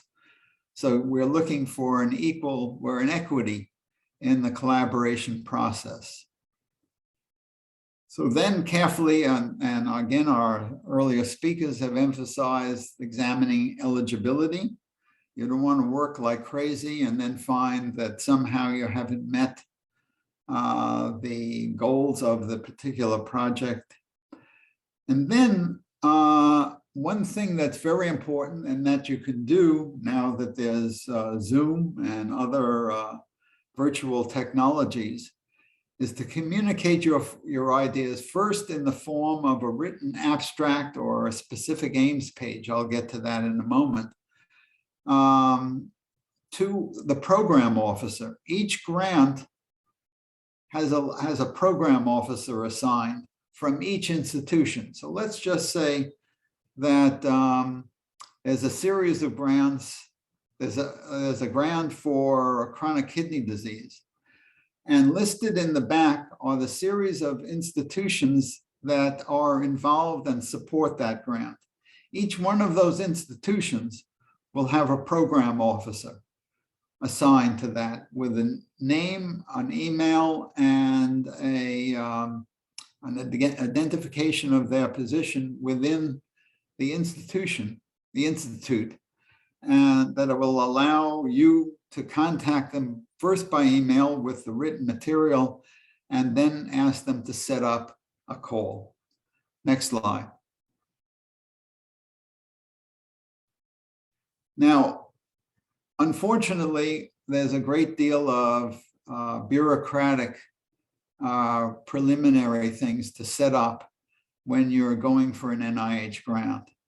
I won't go through all these details, but the federal-wide insurance is an insurance around human subjects that puts you on a list. I believe that the University of Peradeniya, for example, has a FWA number, but many of the universities may not.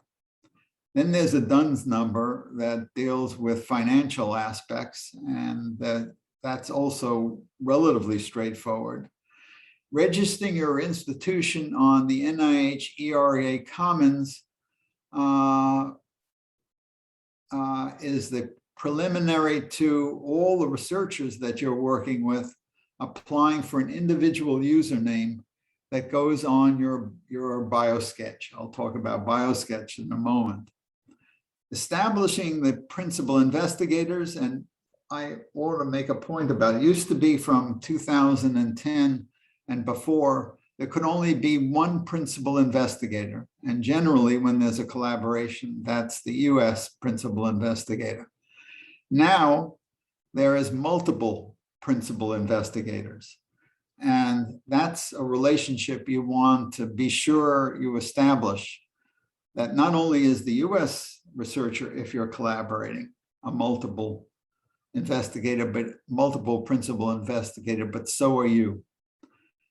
Co-investigators also play a key role, and key personnel as well.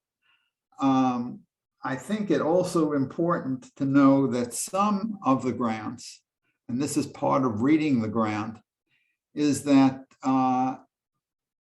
as an international or institution, you qualify to submit a grant. If that's the case, you can go for it and even be the grantee institution, although many of the grants don't have that criteria. Now, you need CVs for all the PIs and co-Is on the NIH BioSketch form, and that's all guidelines you need to look at carefully because it requires a restructuring of your CV to include all your honors, your positions, the 5 areas with supportive publications in which you've contributed to science, your prior grants, and other things. So be sure to look at that carefully. Prepare your institution for budgets, especially the bursar. This is a little bit complicated for some of the institutions, and I think important to make sure that you talk to Nandana Gurdwardena to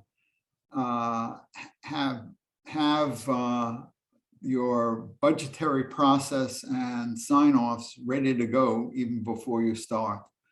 Searching the literature, PubMed, Scopus, and others becomes very important as you develop your grant. Identifying collaborators on the US side, I went over that, and developing a research and intervention theoretical model is another important aspect, even before you write. Next slide. Okay. I just want to spend a moment on this and I'll rush through the rest. This is an outline for almost all grants. The training grants might be somewhat different, but for the research grants, this is the outline. For an R21 and an R03, those 2 more pilot and preliminary grants, you get to have 7 pages. The 7 is 1 page for specific aims and 6 pages for the rest. If you're submitting the golden opportunity of an R01, that's 12 pages plus a specific aims. What you'll find is that you will end up writing far more than 13 or 7 pages, and that you have to look at practically the significance of almost every single sentence. The specific aims become the argument you're proposing for why why you've established the specific aims of this grant. I usually start off, but everybody has their own style of doing this, of the global importance of the problem. NIH wants you to work internationally, perhaps, but they also want to know how it's going to affect the US and many other countries. They want you to describe the Sri Lankan manifestation of the problem, the shortcomings of existing approaches. I think one of our previous speakers made this point. The approach you're taking that fills these gaps and meets those shortcomings, leading to your specific aims, usually not more than 3, but it can be 2 as well. And sometimes leading to a very short statement, since that's really squeezing it, that indicates the importance of your contribution, the importance of addressing these issues in the country and in the globe. The significance section provides the opportunity for a literature review, but it's not just a literature review. It has to be an argument all through that moving you towards the nature of the approach you're taking. So it's global and country distribution. It's theory and component parts of the approach. It's preliminary studies and data that you've used. Even though the R21 doesn't require it, you want to put in any preliminary studies, even if it's an R03. And finally, a new section that they put in just recently called the scientific premise. What is your underlying structure of how you're approaching this problem? The next section is called innovation. What makes this proposal different from others? Again, another point that was made earlier. And approach is includes who are you collaborating with? Where is the description of the population and context? The methods, including sampling, instruments, and measurement. And by the way, NIH very much appreciates existing instruments. Unless you're going to test and validate your own instrument, which will take a lot of resources, and usually they prefer having that done before existing instruments that have shown validity cross-nationally becomes important. And then a very significant piece on data analysis that should mirror those specific aims. And finally, not counted in the 13-page limit, you can take all the time and pages you want on protection of human subjects. It's clear in writing a grant like this, it takes a village. You can't do it on your own. Nobody does an NIH proposal on their own. And so you want a series of collaborators, you want the points made about timeliness, you want people to contribute at the right time, you don't want this squeezed at the last minute. Next slide.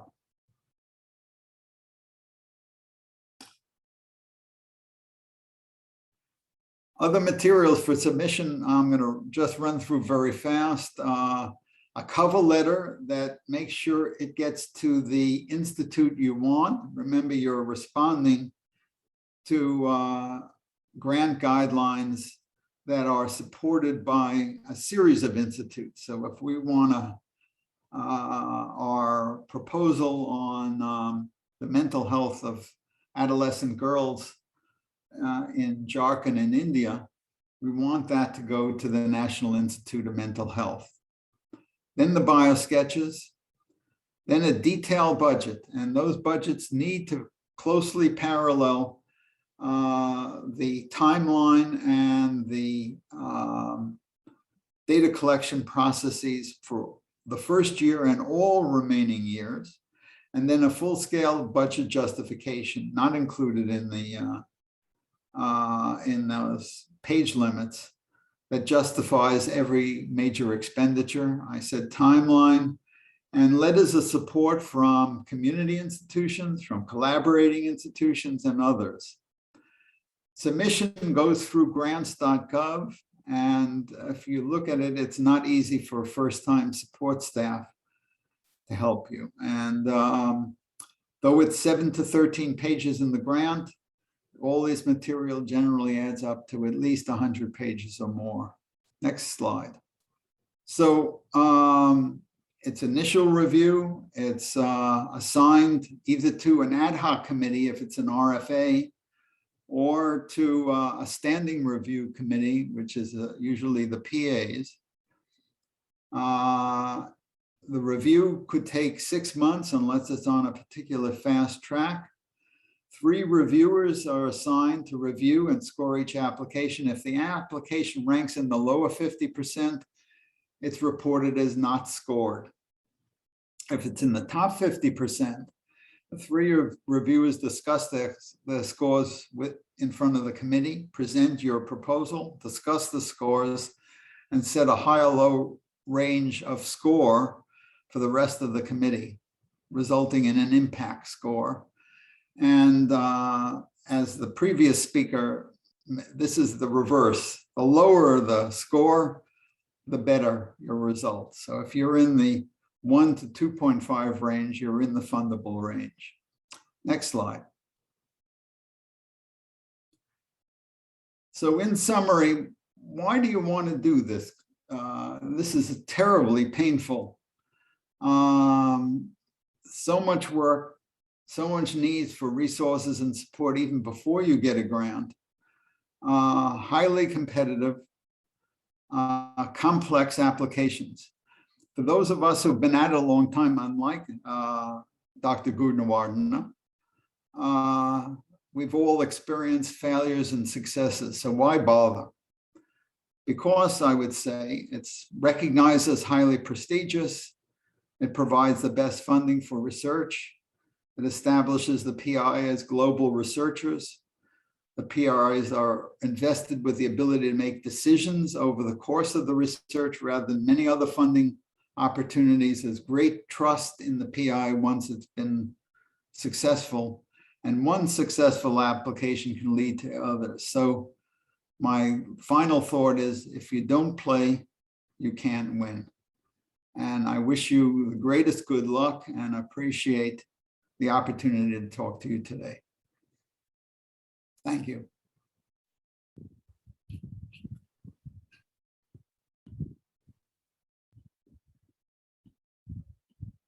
Thank you very much for sharing your experience with us, Professor. It was an honor to have you, and thank you for joining with us today, especially despite of the time zone differences. Once again, thank you very much. I would like to remind you all again, if you have any questions, clarifications, please feel free to use the chat box and Q&A box to post your questions. Also, we will be sharing the recording of this session and the presentations of speakers in due course. So please keep an eye on that. As the next international speaker for today, we have Professor Yang Song Wei, who will be sharing information about the China Aid Program. Professor Wei is the Director of Laboratory of Water Pollution Control, Research Center for Eco-Environmental Sciences, Chinese Academy of Sciences. Deputy Director of CAS TWS Center of Excellence for Water and Environment. He was awarded Bachelor of Fine Chemical Engineering from Jiangxi Polytechnical University in 1990, Master of Environmental Engineering from Dalian University of Technology in 1995, PhD in Environmental Engineering in 2000, respectively. He is the PI of over 30 projects funded by National High Technology Research and Development Program of China, National Major Science and Technology Projects for Water Pollution Control and Management of China, National Natural Science Foundation of China, CAS, local governments and enterprises. Over to you, Professor. Hello, can you hear me? Yeah. Yes, we can hear you. Yeah, thank you. So I will share thank you, the host introduction. I will share my presentation. Okay. So wait a minute. Can you see my slide? Yes, sir, we can see it. Please put it in the presentation mode. Okay, now go. Yes, now yeah. fine. Thank you. Thank you. So good afternoon, ladies and gentlemen. So it's my pleasure to share my experience for the international cooperation on science and technology. So my topic is focused on the international cooperation of science and technology with China. So, and as we know, so the United Nations announced the international cooperation for the SDG. So as we know, there are 17 SDG cooperation, SDG goals, 17 sustainable goals, SDG goals. So, and during in my research area, we focus on the SDG 6, clean water and sanitation, and also related to some good health and well-being. So you see from this 17 SDG. So the last one is the partnerships for the goals. So as we know, Sri Lanka government announced a goals in the future several years, the water for all. So how we can achieve such goals? So the cooperation is very important. So we can see from this is the international cooperation. So we can see there's SDG can only be realized with strong global partnerships and cooperation. So it clearly mentions this is cooperation. So a successful development agent requires inclusive partnerships at the global, regional, national, and local levels. Then this will build upon principles and values and up a shared vision and shared goals, placing people and the planet at the center. So it is the same for our research.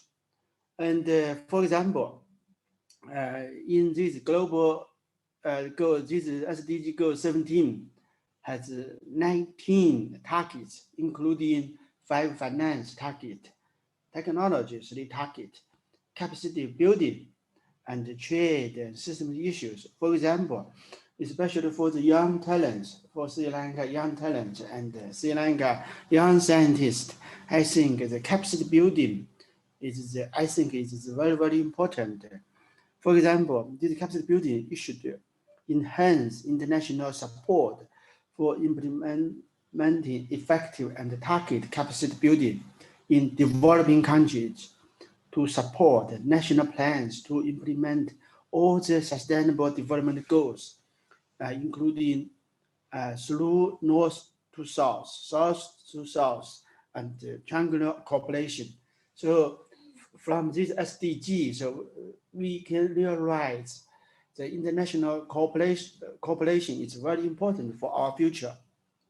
So, and for international cooperation, especially for the research cooperation, I think in the several speakers mentioned lots of key issues. I think there are 3 factors we should consider. One is the key issue. This key issue related to science or technology. So for the proposal, this issue is the most important, I think, the issue. So for the scientific issue, so this is all technology issue. This is the basis for your proposal.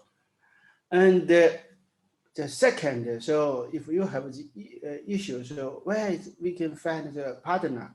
So this is a partner is very, very important.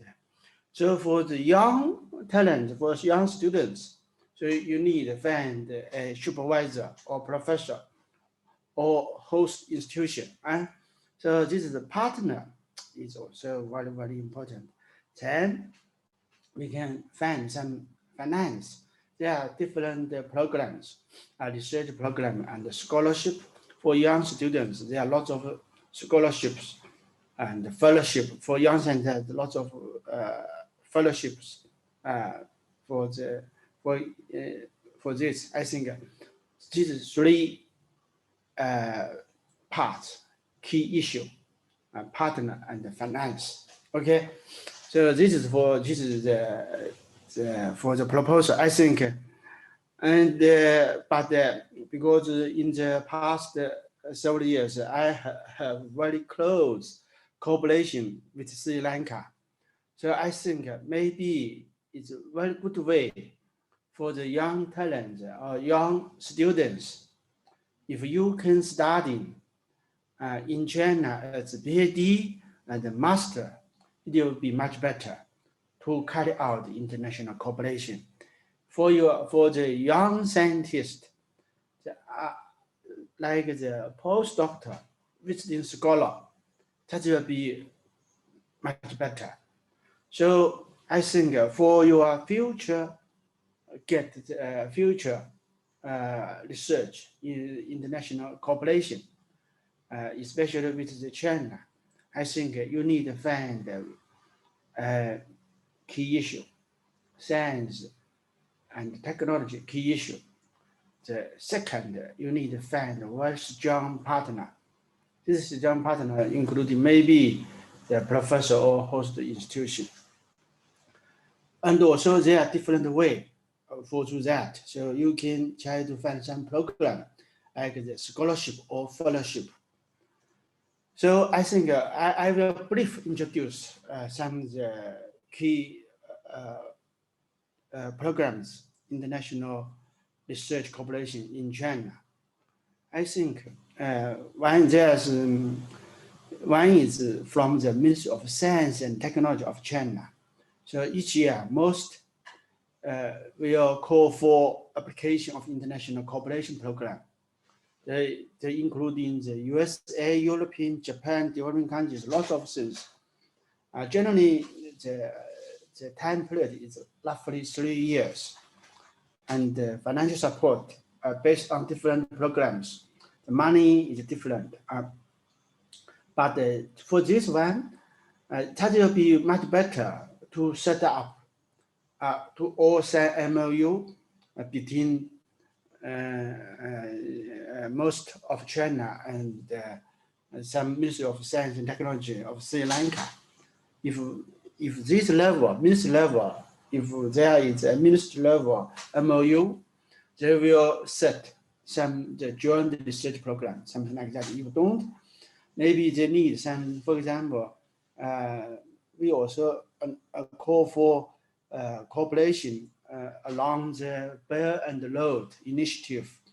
So sometimes this is from our country. So this will such ministry level MOU is okay. We don't need. But if we in the future for Sri Lanka, maybe we can consider to send the ministry level MOU at the most between countries. And the second is the National Science Foundation. It's the same for the most. If we have a joint if we want to apply for a joint research program, that is if they are both countries, some National Science Foundation have such a MOU will be much better. But also don't worry. We also will each year we will call for international cooperation, including the developing countries. So if you find a strong partner, they can prepare such a proposal, and based on both sides interested key issue to prepare the proposal. For this, so you also can see the details. For example, I will make an example research fund for international scientists call for proposal in the National Science Foundation. For example, there are 3 types of grant this year. This is already finished. And so there are 3 levels, 1, 2, 3. So the duration is roughly 2 or 3 years from generally this one. And also for the different amount, the budget. For example, each year, this is for the each year. And if you get, so that will be good. So that different level is 200,000 RMB each year, and 400,000 RMB, and 800,000 RMB each year or project. This is 3 different. So for these 3 different levels, for example, the first level, it should be within this past 6 years, the doctor degree. So you need a doctor degree. Generally, that is very important. And if you don't have doctor degree, so maybe you will have you need to have a senior academic title, like associate professor, professor, something like that. So that is be very important. And there also for this submission, there's 2 steps. Submission by the applicants. So you should need, first you need to find a partner. And based on this, you submit this to your partner. Then the partner will review your the proposal, and the host institute also will review. Then it's okay. There will be submission by the host institution. So this is for this one. I just share you, and also, but I think in Sri Lanka, I know lots of young students don't have the PhD degree. So maybe it's a good way for you to study in China. So generally, there are several key programs for study in China. One is the Chinese government scholarships. This Chinese government scholarships.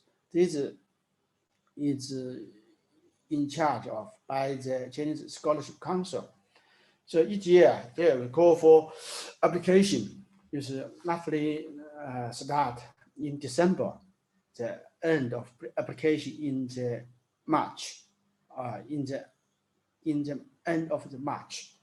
So that is very important. So for this one, maybe you can check different universities.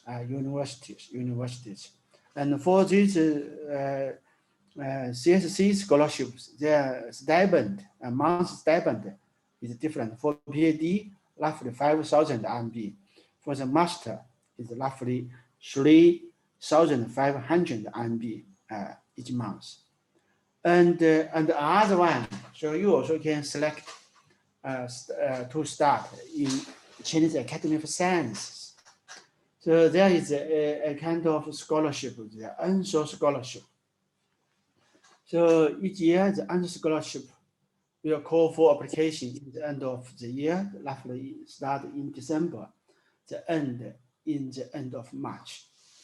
And but this the stipend a little bit higher than the Chinese government scholarship.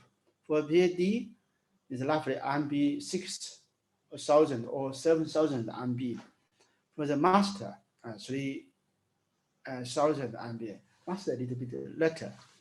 So and each year, so since 2015, so and there are more than 32 Sri Lankan students studying in Chinese Academy of Sciences based on our cooperation program. And so in the later, I will brief introduce. So and each year, we have the meeting with the University of Peradeniya to introduce this answer scholarship with the Sri Lanka students last year since 2018 till now. So and more Sri Lankan students are interested in studying in Chinese Academy of Science. This answer scholarship is very good. And also there are other scholarships, the UCAS scholarship. This is in charge of by the University of Chinese Academy of Science. So at the same time, start from the December, end of in the March. So the month stipend is similar. Okay, and but anyway, this PhD stipend a little bit later. But the Chinese Academy of Science will also ask the supervisor give more. So generally, there will be similar to the Chinese government scholarship, 5,000 RMB each month. For this, don't worry. So so this is very important information. So for young Sri Lanka students, I think studying in China to apply for the scholarship may be a good way for. And also for this other ways, China aid program. This is a little bit complicated. This is not for the research. This is for the engineer project, a little bit huge. So, but also I will share you. So this is JRDC in Sri Lanka, in Kandy. So this is a mobile vehicle for water quality analysis. So this is a little bit complicated. Maybe it's not suitable for the research. And it will take more time to apply for such a China aid program. So just for maybe water board, that will be good for the water board. Okay. So and then before me there are several speakers mentioned how to prepare your research proposal. So I think for the proposal, you need to answer these 4 questions: why, and what, and how, and who. So this is why. That is very important. This is the background and the key issue, and the scientific key issue, and also and the manager of this project, and also what you want to do, research objectives and the contents and the scientific issue.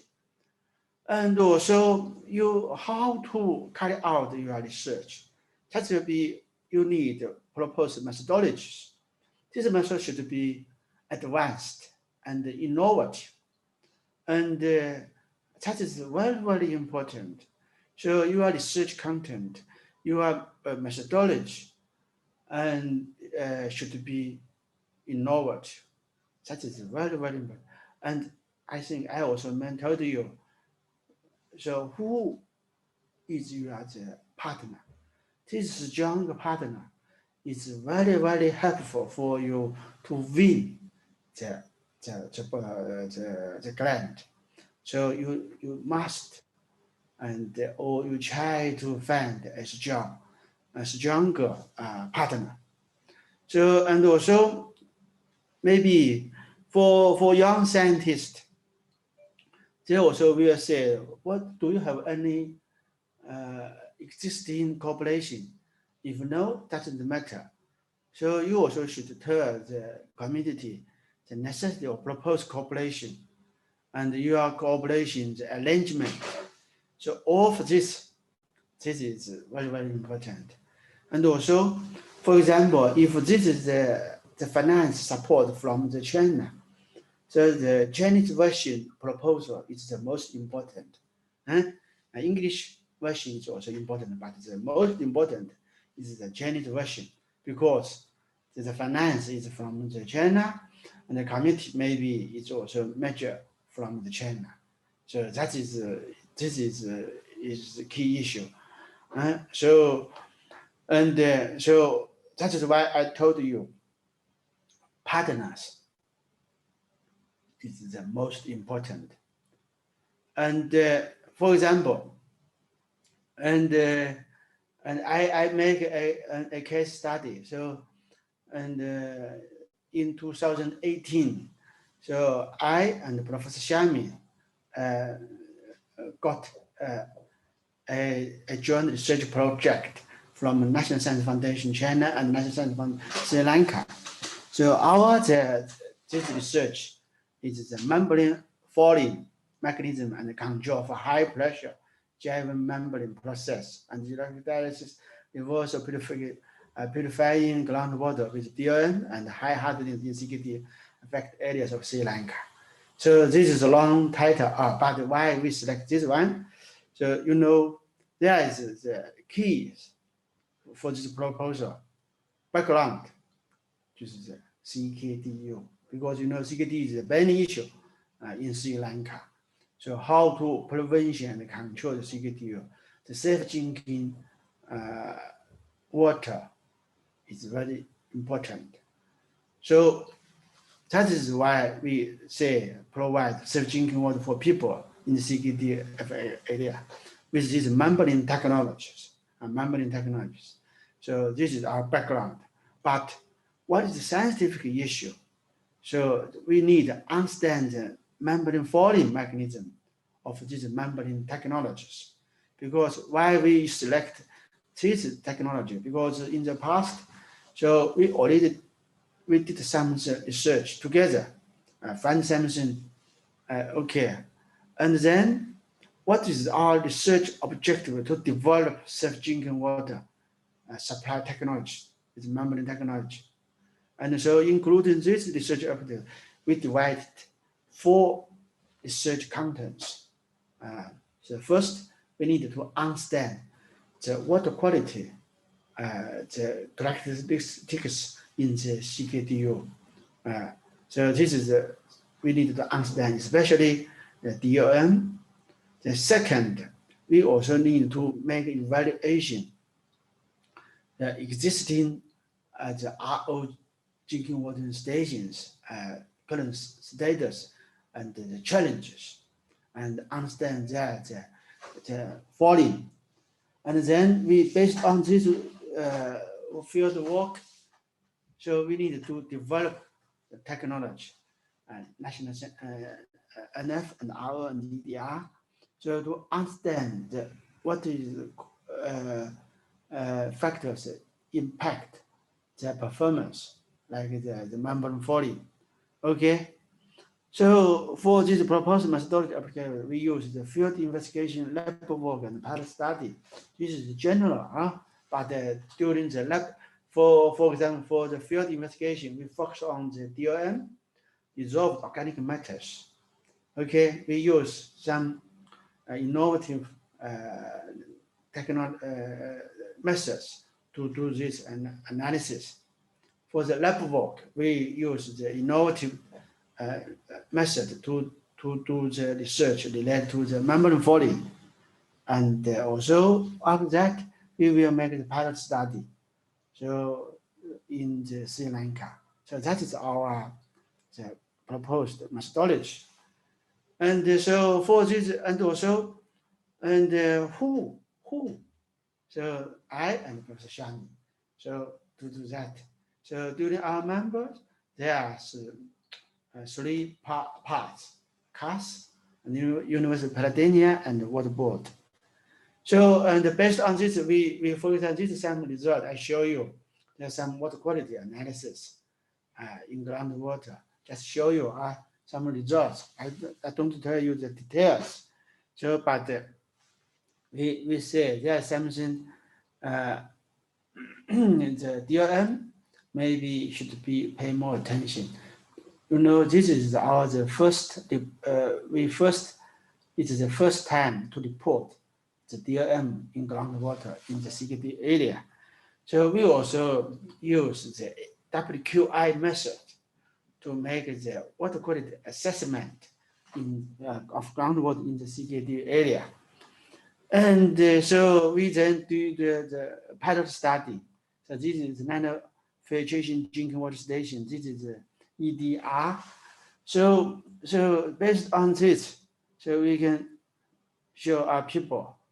So that is our research. So why we do that? So we from this CKD burning issue. So Sri Lanka knows this very well. So I don't mention too much. But there is what is the challenge for research. Now have been put forward so far. WHO water is one part of the factors. So this water quality and CKDU, and this is from the literature. Away from this literature, okay? And this is many hypotheses, hypotheses for this. So there is for water. So then we can, based on this is the key issue, Sri Lanka key issue. So we try to cooperate together. So we try to, for example, this is the first MOU between the ministry level, the CAS general consensus with the Ministry of Water Supply. So there are the 4 targets, and identifying this and the groundwater technology, establish GRDC, carry out education training. So based on this MOU, so there are the 4 general objectives, 8 forms of cooperation. So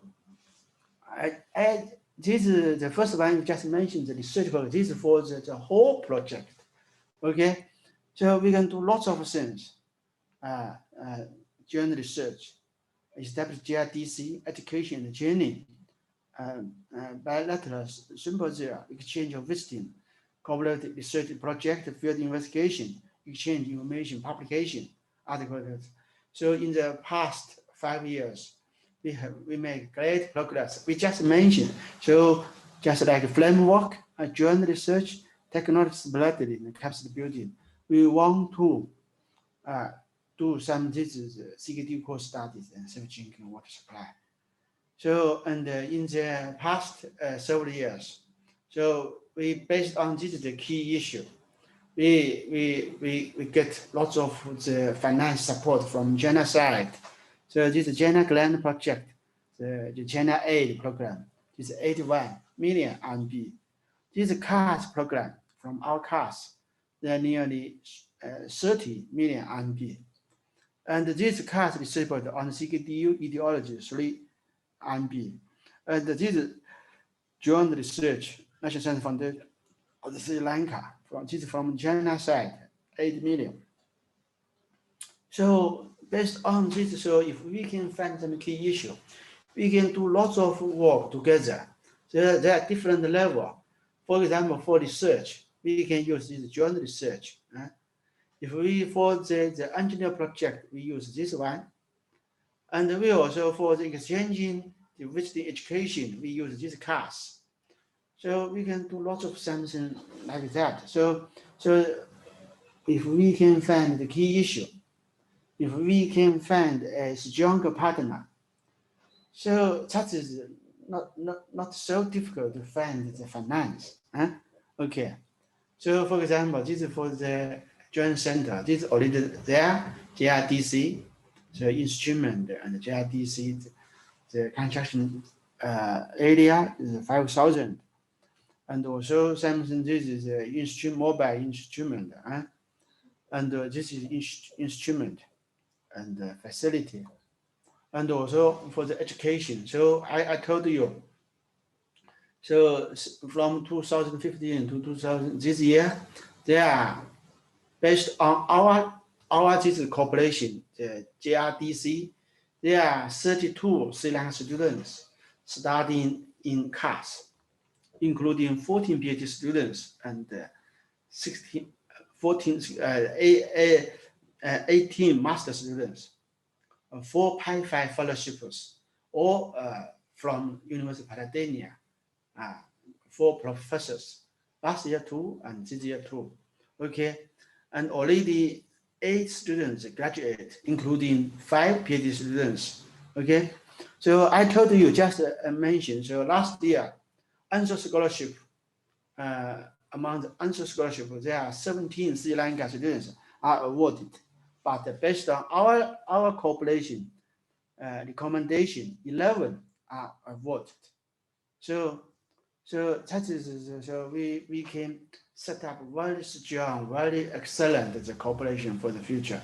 So I think for the young students and for the young scientists, so if studying in class or visiting scholar fellowship, maybe it may be a good way for your future to carry out the research.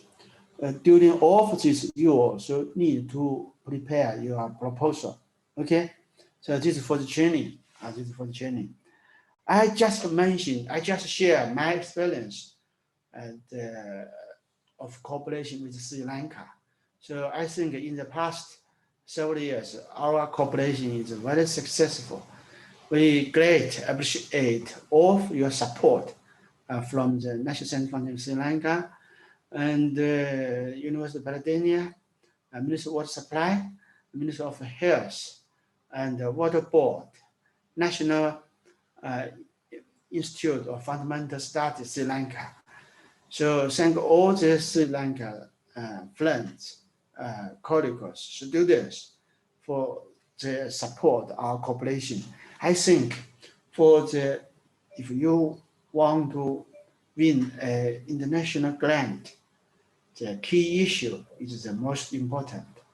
The second is you need to find a very strong partner. Then that will be a very good way to find the financial support. That is my experience and idea. That's all. Thanks.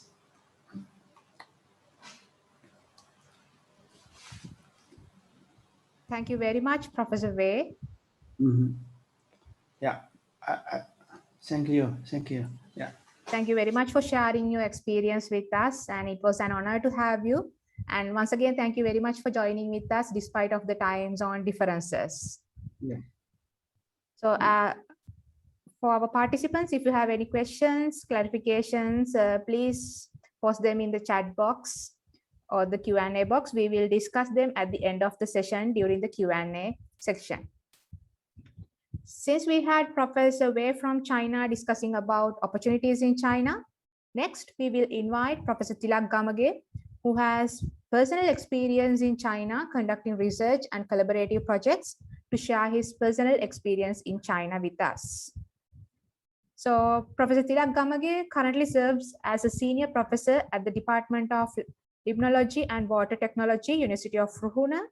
He graduated from University of Ruhuna in 1992 and obtained his master's degree in environmental sciences in 1996. He subsequently entered the Graduate School of Science and Engineering at Saitama University, Japan, to pursue a PhD in environmental engineering.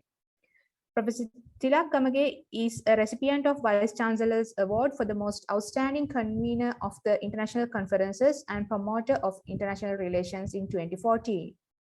In recognition of his extensive involvement to promote international affairs, he was also awarded the prestigious Guangdong Provincial Science and Technology Cooperation Award in 2019, which is an esteemed international cooperation award in China. Over to you, sir. Thank you, India. I think I am audible. Yes, we can hear you well. Thank you, Dr. Vindhya, and good afternoon, actually, to our participants. And it's my responsibility given to me, actually, at this session is to take you through a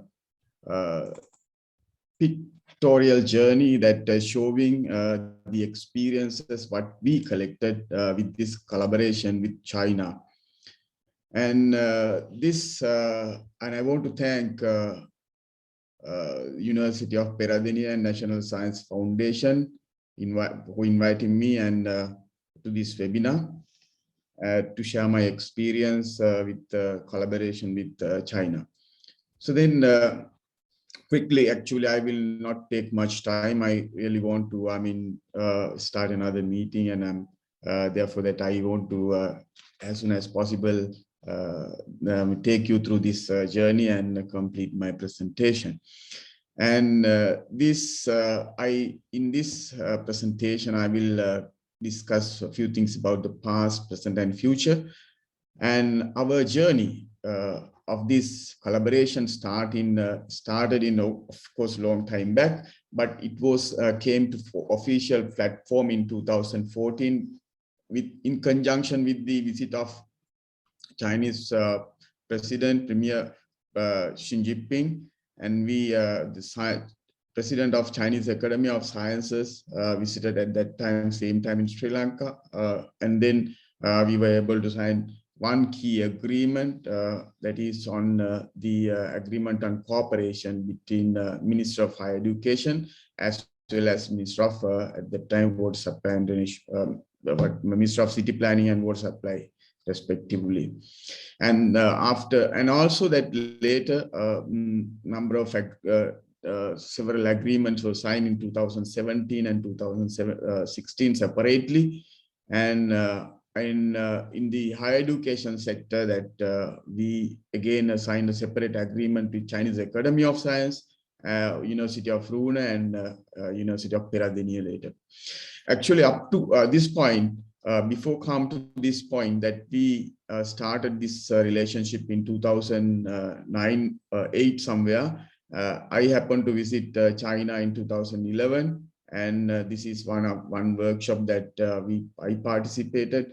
At this point, that I had a very fruitful discussion with Professor Dong Chuan, who invited me. He was the Deputy Director of South China Sea Institute at that time. So that with that initial, as Professor Wei mentioned, really a very good researcher from the other end is very important. That's one of the key success when you start a research project. But you have to have a very understandable research partner from the other end. So that the success, if I have achieved anything because of that.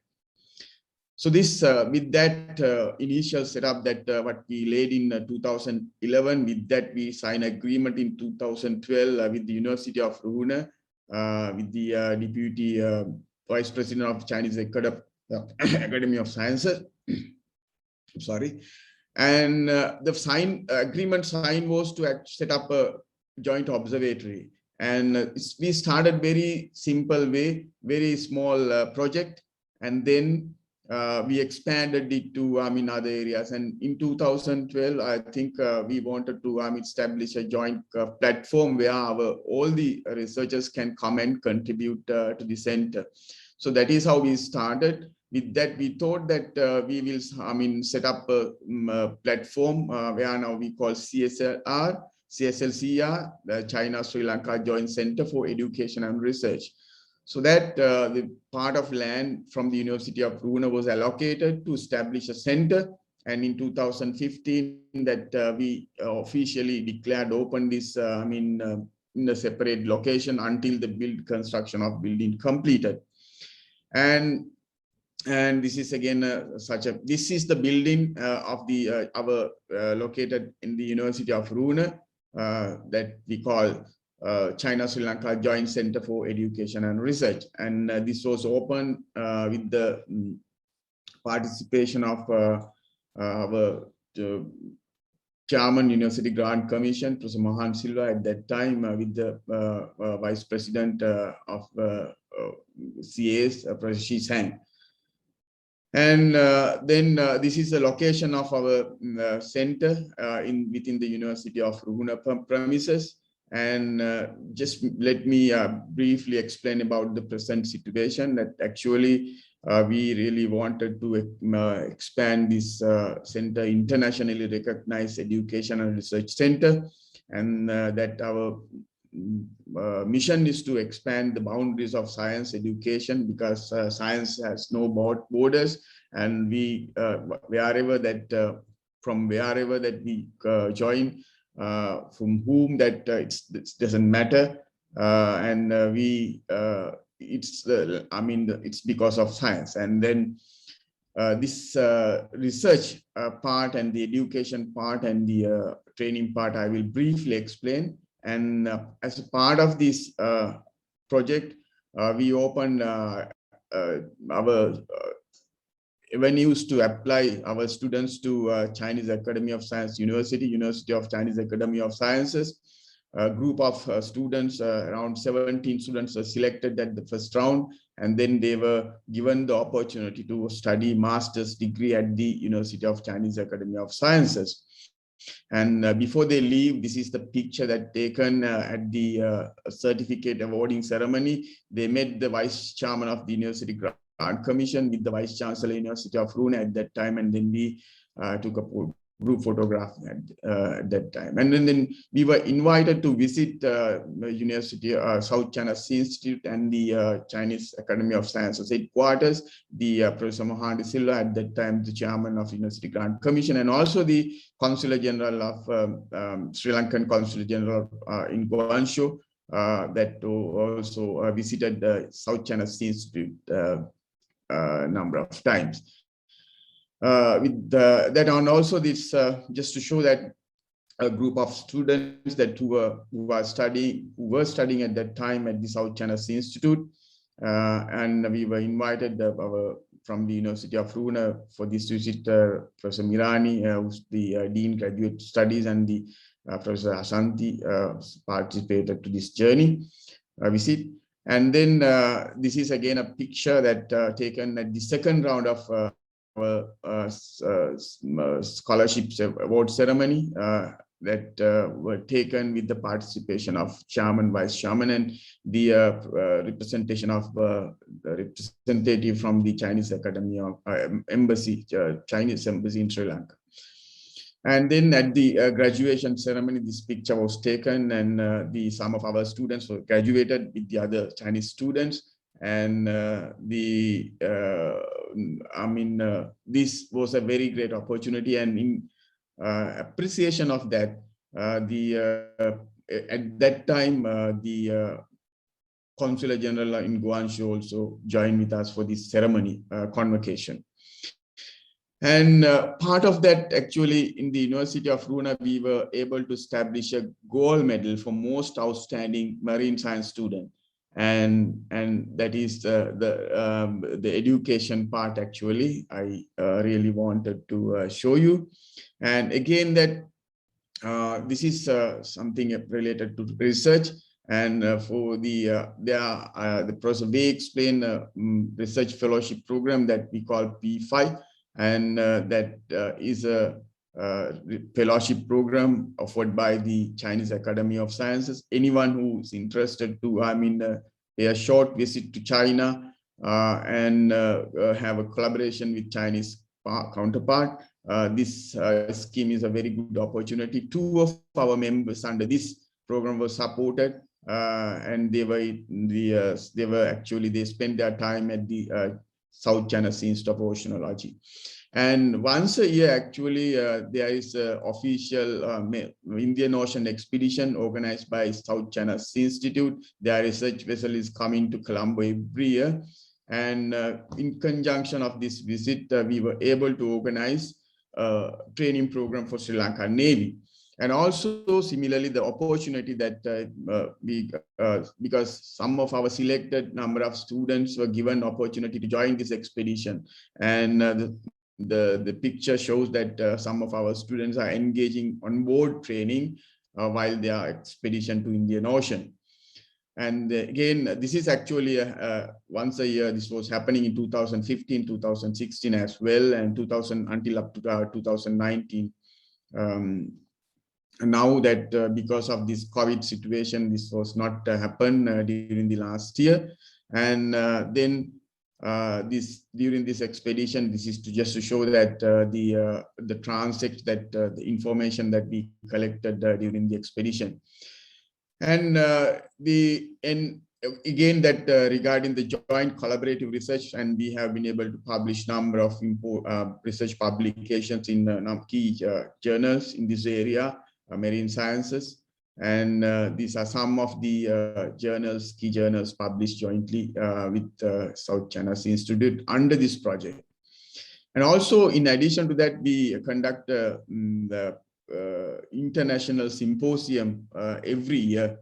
And this first symposium was held in 2015 in Colombo, at that time with the participation of the Chinese ambassador in Sri Lanka, and as well as the State's Ministry, Dr. Mohanlal Grero participate as the keynote speakers to this first event. And then consecutive years that we were able to conduct this up to 2019. Also in 2020, we conducted this session online. So that our key partners are actually NARA and Central Environmental Authority and Marine Pollution Prevention Authority and Meteorology Department in Sri Lanka. Then they were given the chance to organize once in every year that this event and their premises. And in addition to that, our Professor Dong Xiu was in appreciation of his contribution. That is also important part. If you want to, have a successful project, that appreciation also should be there. And in contribution, considering the contribution made by Professor Dong Xiu Wen, we were able to appoint him as adjunct professor, and we were given him the honorary doctorate by the University of Rune. And with this opportunity, actually, we got another opportunities to join some other collaboration. Actually, this is as a part of that we were invited to be a party of the Beijing Declaration. We were the first few members that were able to join this collaboration that was initiated by Chinese Academy of Sciences. This was the first meeting that Chinese Academy of Sciences really wanted to establish an international arm where we call ANSO, Alliance of National Scientific Organizations. Foreign organizations or the national bodies are connected with Chinese Academy of Sciences in this exercise, actually able to be the first few members representing University of Rune and Sri Lanka, and also University of Peradeniya was in the same level with us. And among the few members, the delegates were together were taken a photograph. And again, that one of our future activities, those are some of our past events and how that we were able to develop in our road of success. And that in the future that we were trying to establish a marine science research network in the Indian Ocean. with that experience that what we have collected during the last few years, and know that the along the maritime Silk Road, that we are trying to understand the key importance, and that one of that is actually the monsoon behavior. Indian Ocean play a very big role in triggering the monsoon. That is one of the key aspect of this our Indian Ocean research, and also the it's one of the key area that we was paying attention to during the Indian Ocean expedition as well.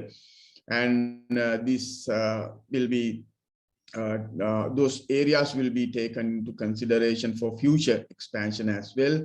And you know that we have a very how to say that there's a very big issue in our Indian Ocean, that whale population has to because of this east-west bound sea traffic lane, our whale population are facing actually a threat, because that some of the waves strike on ships and then that damage. And though some of the pictures were taken after they were hitting to vessels, and that is also one of the key area of our research that to happen in future. And this is the starting of ANSO, and I participate as a key member representing Sri Lanka to formulate the constitution of ANSO.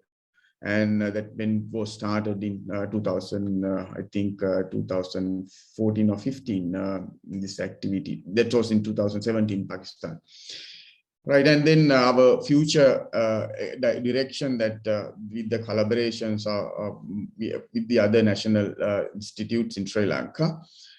Then now I move to the Peradeniya chapter. Actually, in parallel to this activity, as Professor Bay mentioned, the one of the area that we handle at the University of Runa specifically focused to marine sciences, and this part actually is this chapter basically under the same the two centers actually we have in Sri Lanka. One is in University of Runa, and the one is in University of Peradeniya. University of Peradeniya basically focus on water technology, and the center, as Professor Bay mentioned, that the sum of the information that they jointly established this collaboration with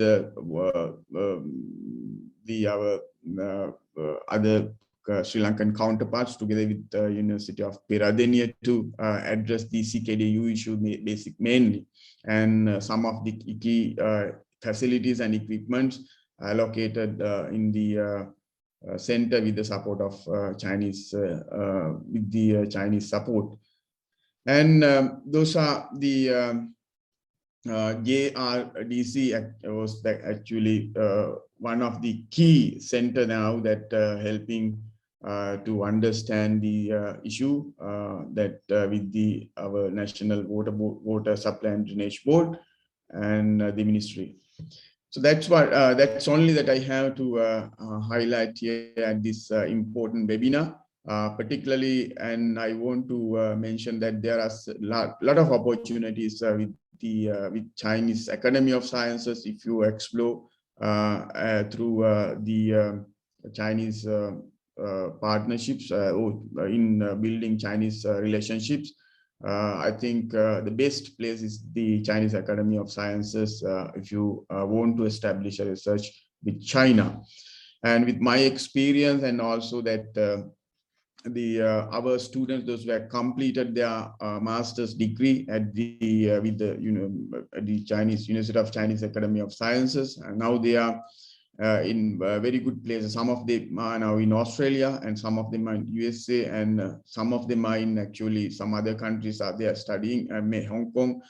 There are a number of very good cases that I can give you, and those who have got this opportunity through Chinese Academy of Sciences and how far they have gone is actually is a kind of matter to be happy, because that we really as teachers we always want to see that our students go achieve their whatever the goals that they desire.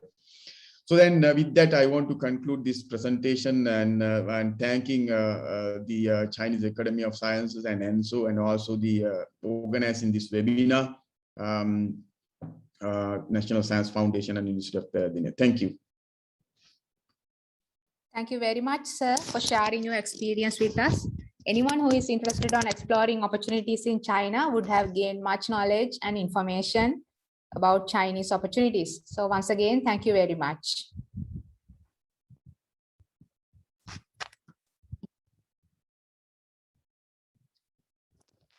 So we have reached the halfway milestone of today's session, and I'm pretty sure all of you had a fruitful time gaining more knowledge and information on international grants, proposal writing, etc. Once again, I would like to remind you all that if you have any questions, clarifications, please feel free to use the chat box and Q&A box to post your questions. Since we have reached the halfway milestone, we are going to take a small break to refresh ourselves. We will be back in 3 minutes, exactly 3 minutes, so stay connected with us.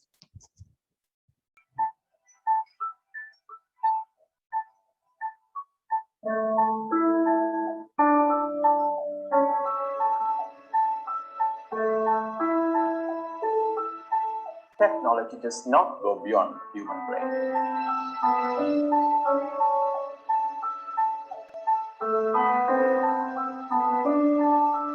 This is the place you meet your own self.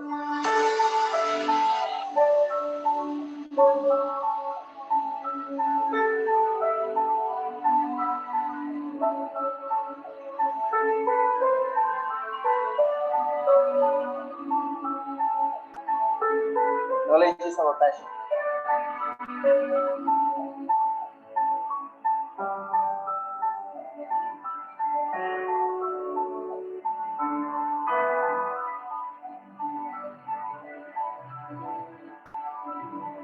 We create And control.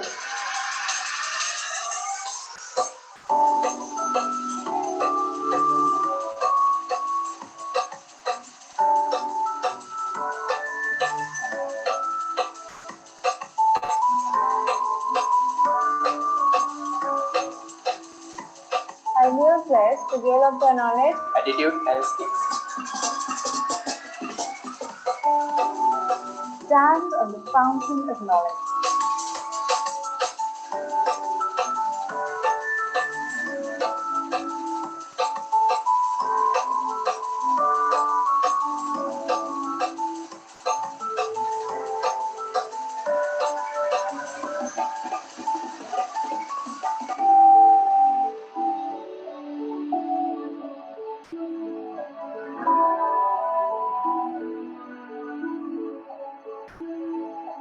Join HLIIT to discover your future.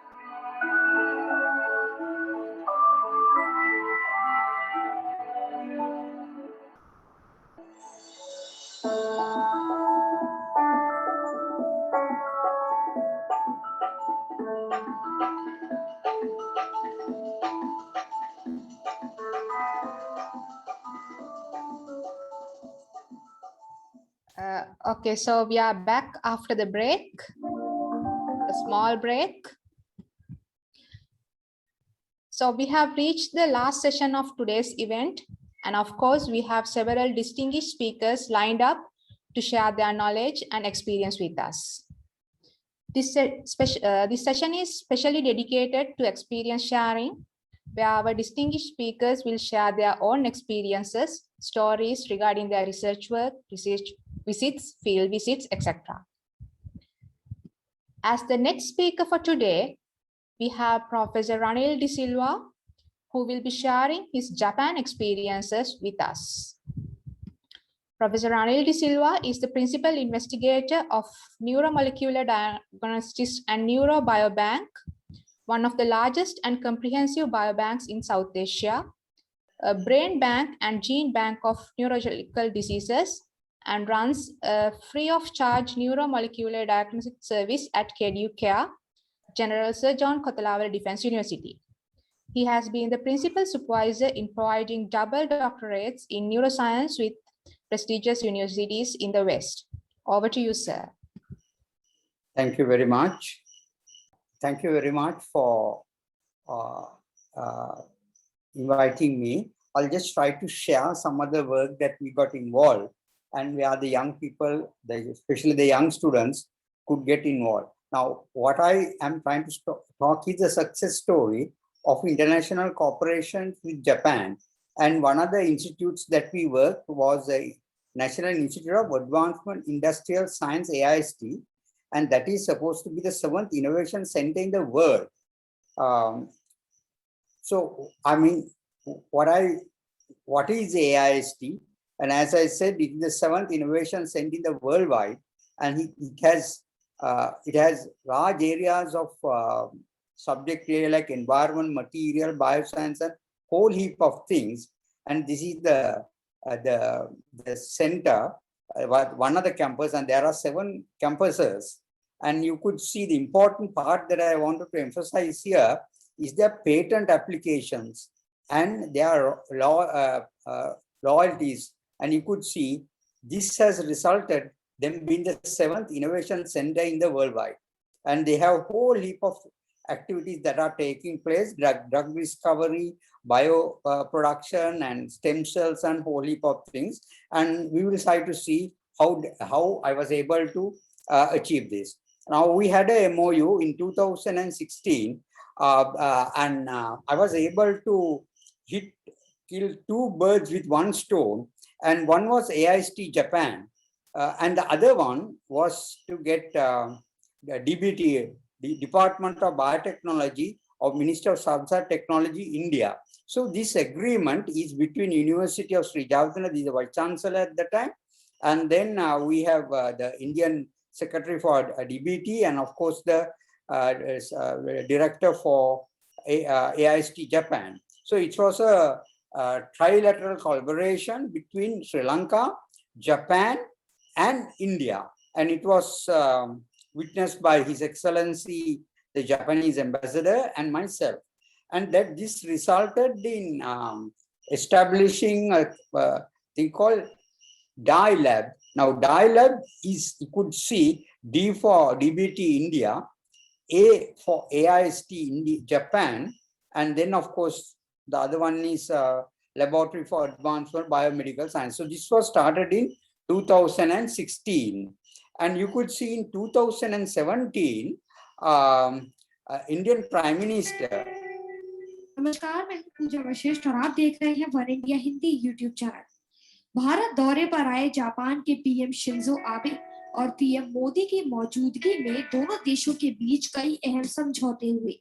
इनमें science और तकनीकी क्षेत्र में international joint exchange programme शुरू करने, Japan के AIST और भारत के DBT के बीच जॉइंट रिसर्च कॉन्ट्रैक्ट शुरू करने, DBT और national institute of advance science and technology के बीच MOU, रिसर्च से संबंधित मामलों में सहयोग से जुड़े समझौतों पर हस्ताक्षर। So you could see the importance of 2016 Sri Lanka ventured into this, but then of course the Prime Minister of Japan visiting India, they consolidated on this. So now this Dye Lab, you could see this is in AIST Japan, the one big wall they have. The Dye Labs globally, there are so much in India has developed this, and in Asia, Indonesia, South Korea, China, they also have developed it. So what really happens with this Dye Lab is that once a month, there is a series which I can share with NSF so that others could join with us. And then every month there is a newsletter coming out, and therefore we can interact with many of these centers in India, and also you can see large number of centers in Japan. So this is a network which we have worked through, this MOU, the Dye Labs. So therefore, this will allow us to infiltrate into Japan as well as India. Then also, to do this, we need funding. And one of the areas that we had to work out was the Sakura Science Foundation. And of course, we had funding from the DBT India. So this is some of the pictures where the Japanese, the Sakura Foundation visited University Jawadinapura, and where we made a consolidated attempt to secure and get these utilization. So as a result, you could see what we achieved. We received funding from AIST Japan to work on the health benefits of our own Ceylon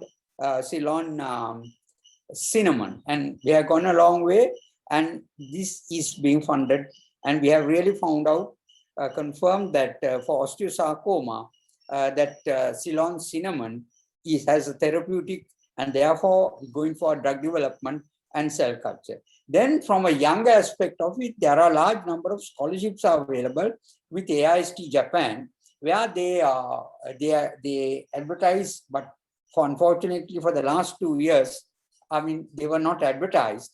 And so any Sri Lankan, not necessarily from particular university, could apply for this. And it's a competitive process there, where they allow from all over the world, they apply for this. And therefore, I'm very happy to say that 2 Sri Lankan students consecutively got the 2016 and 2017 got 2 gold medals for their poster presentation and training in AIST Japan. So therefore, this is an golden opportunity which opens Sri Lanka to Japan, and then possibly through this mechanism, we may be able to foster exchange of students, not only to Japan, but also to the dialabs in India. So this has taken place. I don't have all the numbers of the students who have been going through this process for various training programs, workshops, and PhD programs. But this is a link that we have developed between China, between Japan and India and Sri Lanka. So I mean, what I could say is this comes every year, and the students could apply. And also, this is when I was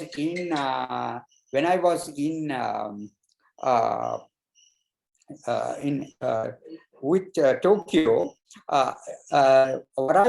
When the Asia Foundation on Neuropathology, I made a presentation about neuropathology in Sri Lanka. We don't have a subspecialized in neuropathology. So therefore, if anybody is listening, MD neuropathology, there is a scope at Department of Neurology and Bioscience Resource Center in Tokyo for full-fledged 2-year, full-funded MD program, and even up to leading up to PhD. So therefore, my take-home message here is that this would pave way for both academic as well as industrial.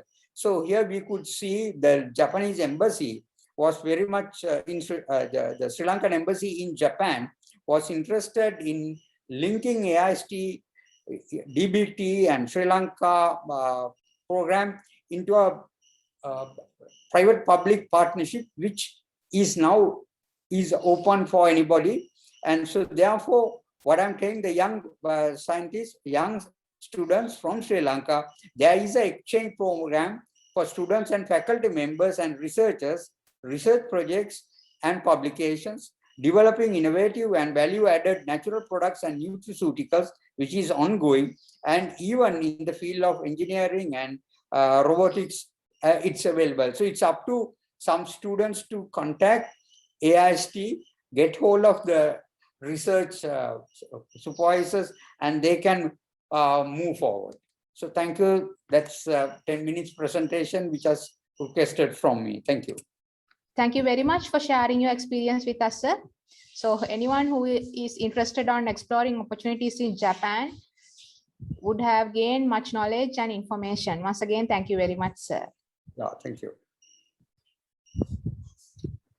So as the next speaker for today, we have Dr. Darshana De Silva, who will be sharing his USA experience with us.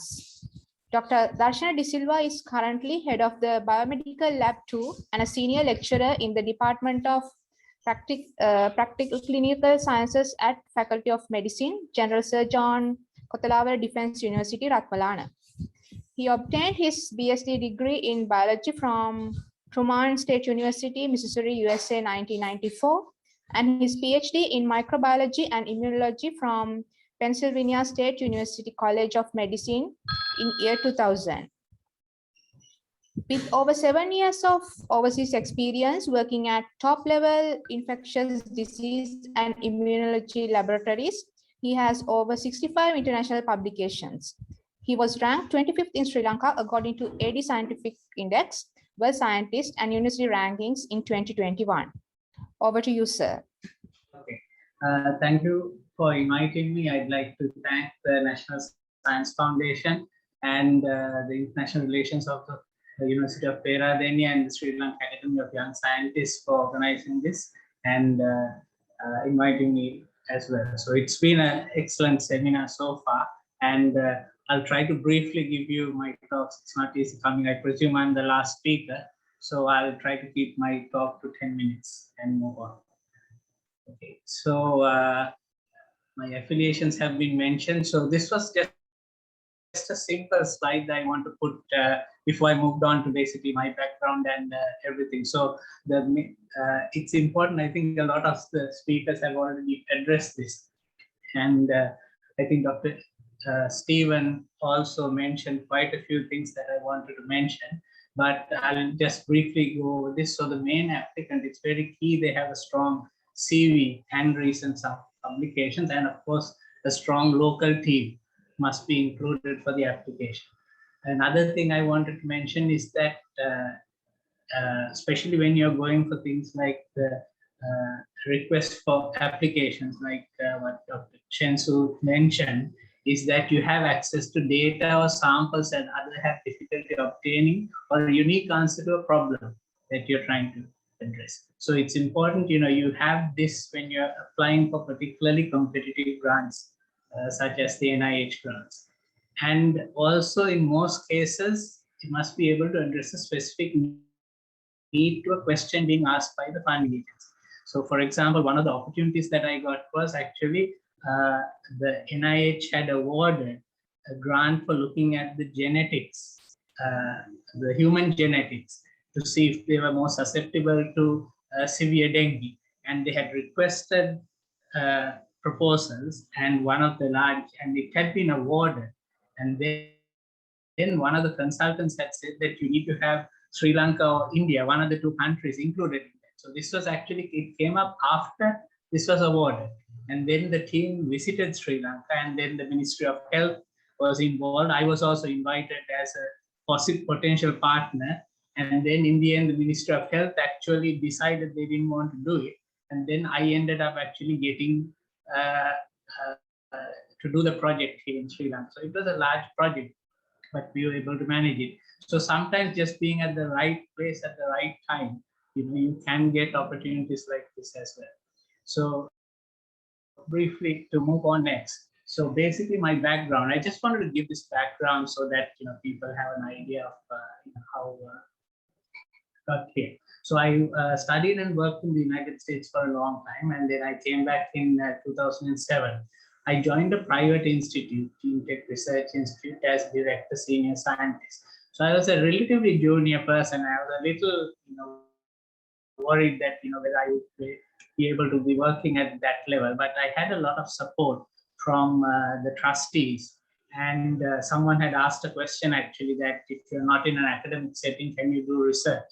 And the answer is actually yes. So a lot of particularly US funding agencies, as long as the institute you are affiliated to has a good track record, has some track record of being established and conducting work properly, then there is no problem there. And Professor Stephen Shensu actually went through, he had one whole slide mentioning about the registrations and things. So those things take a little time, but it's actually worth your efforts, because once you get established with that, you're pretty much good to go. So when I first came here, we had a dengue grant funded by the Gates Foundation, which paid my salary for 2 to 3 years.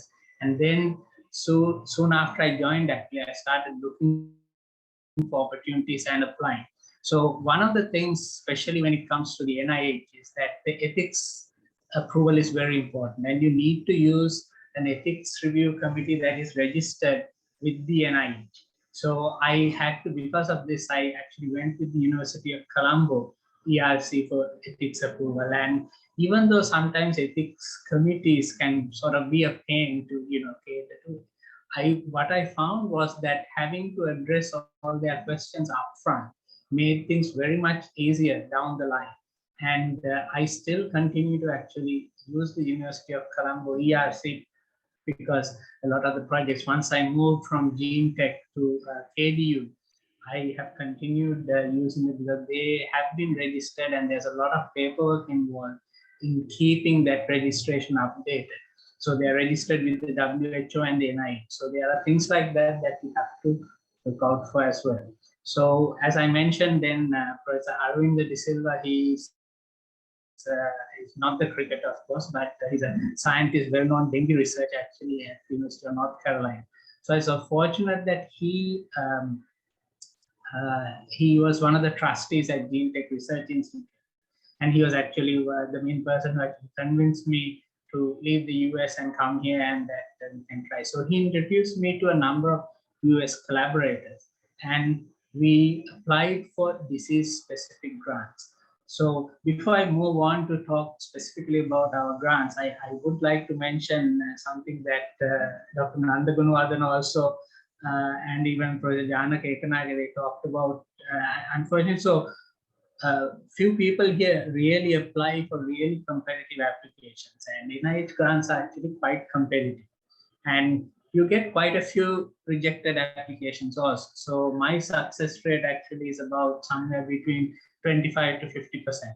So this is not just NIH, but all types of grants. So I'm constantly looking for funding opportunities and new things that I can do to basically, because it keeps you updated basically and connected to the rest of the world, as a lot of the other speakers have highlighted. So if I just move on to I'll briefly talk about two projects that I have been doing. So one of them is the dengue project that we have been involved with for quite some time. So it's funded by the National Institutes of Health, and the specific branch, Stephen talked about this as well, the National Institute of Allergy and Infectious Diseases. So there was a specific contract call to study the T-cell immunity in dengue. So the way a lot of these things work is that at a very high level in the US, they decide, okay, these diseases, we really have no clue about their immunity or how we are going to make a vaccine or something like that. So they actually, ahead of time, they actually fund some of these to get an idea on the basic sciences. So this dengue grant was actually funded in this manner a long time back, especially after the 9/11 attacks happened.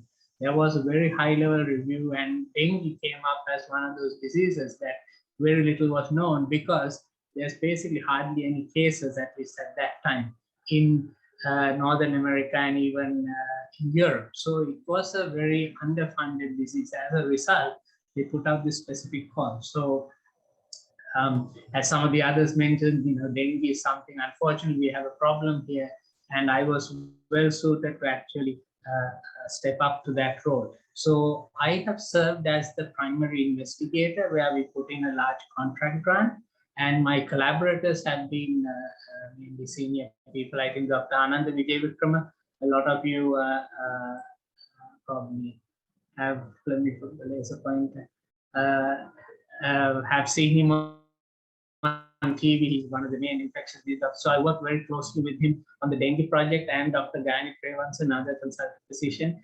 And of course, Professor Sunil Prevansa, he's the person who helped me. He's a senior person now, retired, but one of the key people who helped me put all of these things together. And just to move on in the interest of time, the output from the project. So we've been running actually from 2011 to 2020 And every year, NIH requires a renewal and signing of contracts. Someone had mentioned about the problems that we have, and yes, I have faced similar problems. We can talk about it in the Q&A sessions, but I don't want to discuss it here. So we've actually had 22 joint international publications, and we've actually had about 3 publications from the Sri Lankan group alone, and 3 PhD students, 1 completed, 2 ongoing. And these are the grants, and this is a fairly large amount of money. And it's spread over the 10 years, like I mentioned, but it adds a significant, and it let me hire quite a few people. I've had about, over the last 10 years or more that I've been, it's coming approaching actually about 12 to 13 years. I've had about probably more than 40 staff members and some have gone on to do PhDs, and some have done, continued to do PhDs with me, etc. So these are the multiple grants, and I just wanted to mention one of the papers that we had, and it has actually had a large impact, because I'm not going to go into the papers. You can go and you can check so I have a website, darshandisilva.com. It's linked to the KD website as well. You can go through my papers if you're interested. So this project had a very large impact. This was one of our key papers, one of the first papers we actually had, where it has over 400 citations in Google Scholar. And we explained actually based on, I don't want to get into too much of detail, but the T cell epitopes, we found that a lot of them were from the non-structural proteins in dengue. And this was why actually the Sanofi vaccine, which was not approved in Sri Lanka, actually why it had such low efficacy. And this was actually a major thing, contribution to the global literature. And that is why this paper has been cited so much. Like this, we've had a lot of papers and the work is continuing. This is just a quick picture of us. So every 2 years or so from the project, they wouldn't pay us directly. Of course, whatever I get from the grant goes towards my salary at GeneTech, and here it goes to, but none of the physicians are actually paid, but we have like every 2 years or so, we'll have a trip where they go there and they actually present from the clinical side to the group there. And this is Professor Alex Sethi. He's one of the world's top T-cell biologists. So if I can move on to the next project I want to talk about. So this is the melioidosis project. Some of you may have heard of it. It's actually a very rare disease. And it's sort of interesting how this came about, where the US Embassy had arranged a visit when they never gave me funds for it, but while I was in the US, they had arranged some meetings for me, and one was at the NIH Fogarty Center. And they were very interested. I had the dengue project ongoing at that time, and they included my information there, and they said, okay, if any opportunities come up. And then a group from the US Army Medical Research Institute for Infectious Disease actually had written to them and asked, who are the potential collaborators, and my name had come up, and they actually wrote to me.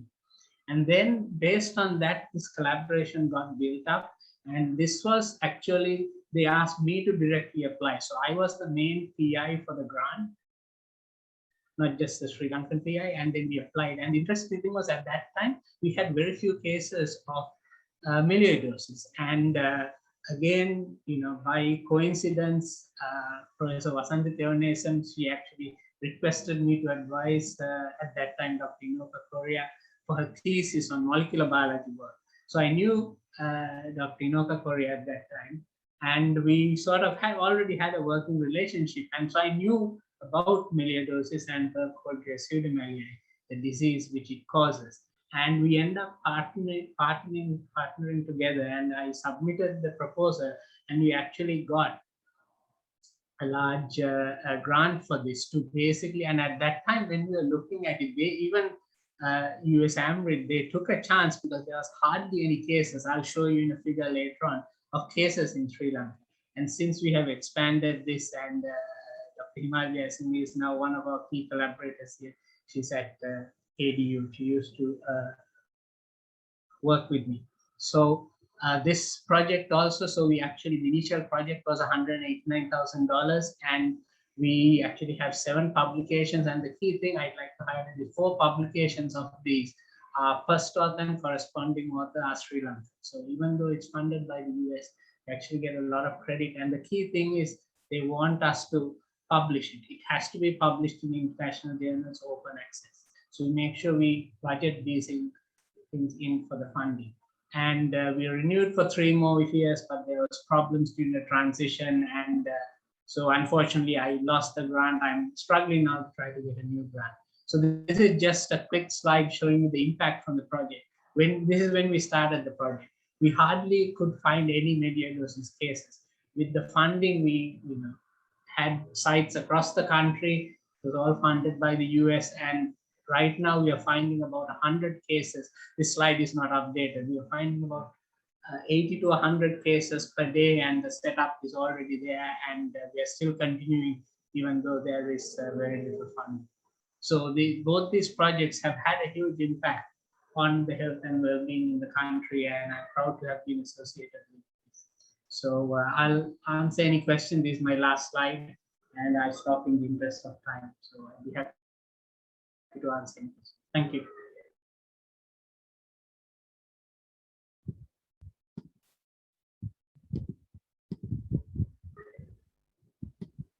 Thank you very much for sharing your experience with us, sir. Anyone who is interested on exploring opportunities in USA would have gained much knowledge and information from your session. Once again, thank you very much. Now we have moved to the last part of today's webinar, and it is the questions and answers session, which might be the most exciting segment for most of you from today's session. So we have been getting several questions from all of you through the chat box as well as Q&A box. Due to the time limitation we have selected few questions so that our resource persons would be able to answer your questions. And of course, I have to remind you all again, the recording as well as the presentation of today's session will be shared among you in due course, and we will direct all the other questions to the resource persons, and we will make sure your questions will get answers in due course. So we have selected few important questions, and I would like to invite Professor Shamin Jinadasa and Mr. Shantasri and Professor Janak Ekanayaka to coordinate the questions and answer session. I hope all of you are here. So there are a few questions. First one would be, what are the initiatives taken by NSF on international cooperation and research strengthening in Sri Lanka? And what are the eligibility the funders expect from researchers? I think Mr. Shantasri from NFS would be able to answer this question. Yes, thank you, Dr. Vindya. And of course, I think answer to the question somewhat gave at the outset from the beginning from the NSF corporate video. What I at the in very briefly, what I can highlight is that NSF has many schemes, nevertheless, to foster international collaboration and cooperation. Nevertheless, for the last 2 years, due to the pandemic situation, with the restriction of mobility and personal mobility, those were somewhat kept in abeyance. But very recently, we have moved on to digital platform where we have more than 800 Sri Lankan expatriates on board registered, and we are now trying linking up with them with the Sri Lankan researchers. And in fact, this webinar itself, a kind of a knowledge transfer webinar where we have linked some international resource persons. So if audience have, participants have specific questions. I can say one example, if a young researcher want a specific training, short-term training or 3 months scholarship.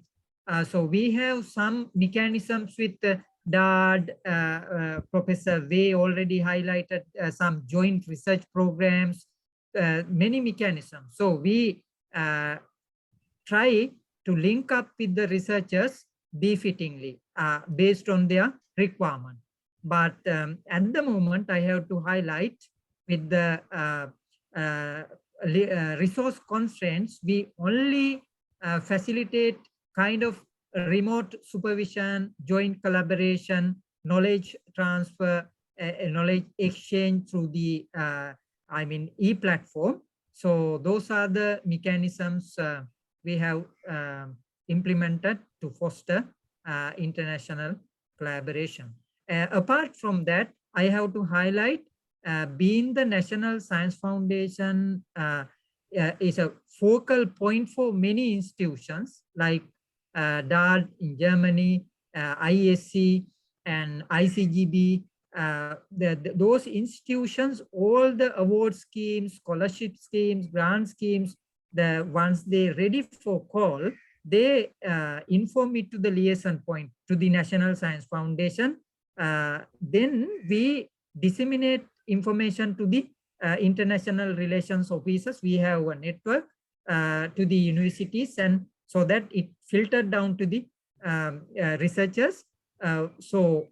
We do the kind of liaison and channeling the relevant research proposals, maybe scholarships applications, award applications to the awarding or the relevant agency abroad. So those are the mechanisms we have at the moment to foster research collaboration and cooperation. Thank you very much, Mr. Shanta. I guess you got the answers, and I think you can refer NSF website and other websites for more details. So we have another question. How can an industry professional, not in an academia, do research? How can they find grants and collaborators? Any tips when approaching researchers to form a consortium? Could you give us some advice for budding researchers? I think Professor Ekanayaka would be the best person to answer this question. Over to you, sir. Thank you very much, Vindhya. I mean, I really can't see why industry personnel cannot start collaborating with academia at the first place, because the academia is the one which has experience and already have network for doing research activities. So the first point of contact would be the nearest university to the industry, and the finding the right person in that industry, go and talk to him and see how good this proposal is, because we do that even right now. I collaborate with SLT and CEB and various organizations. We do research together. I think and finding the networks will be easy through that way than you try to do it. But I'm sure there are ways, there are platforms which are available for one to find networks. I know that the EU has such platforms. Similarly, sure there are similar platforms elsewhere. So these will help any industrial researcher to tap the research grants outside, but but as I told initially, it will be much easier to work with the university staff member nearby. Over to you. Okay, thank you, sir. So I guess that would have answered your question, and I'm pretty sure if you have any further questions, Professor Ekanayaka, you can contact him. He will guide you and support you. Dr. Vindhya, can I just jump in and add something there? Yes, So, sure, go ahead. Yeah, okay. Okay, so just to mention, I mean, there's a number of Dr. Nanda and Professor Rahul also are part of this. NSF has two arms of funding. There is the research arm and the technology development arm. Now, I've actually served on committees on both, and now even under the current tight situation, funding situation, they're actually looking at funding, especially transition research, commercializations and things like that. So NSF will probably in the near future, we're actually formulating a plan to how to get things where research has been done, but you need commercializations. So if you look at the NSF website, and you can contact people like Shanta and there's another person, Mr. Janaka Karnaratna. They should be able to help you, and there are platforms being developed by the NSF for this. So you'll hear about a lot of this in the near future. Okay, thank you. Thank you very much, Dr. Darshana. Mr. Shant, anything to add from the yeah. NFS side? Yes, yes. Of course, as highlighted by Dr. Darshan, we have, apart from research grants, there is a grant scheme, technology grants. Of course, if it is open even for industry, so if the industry willing to join with we encourage always joint research, public-private partnership basis, so that industry will have their industry problem. As highlighted, they can link up with the relevant university, a senior researcher, so that industry team and the research team from university will team up together and will put the proposal, so that kind of as highlighted, kind of a translational research.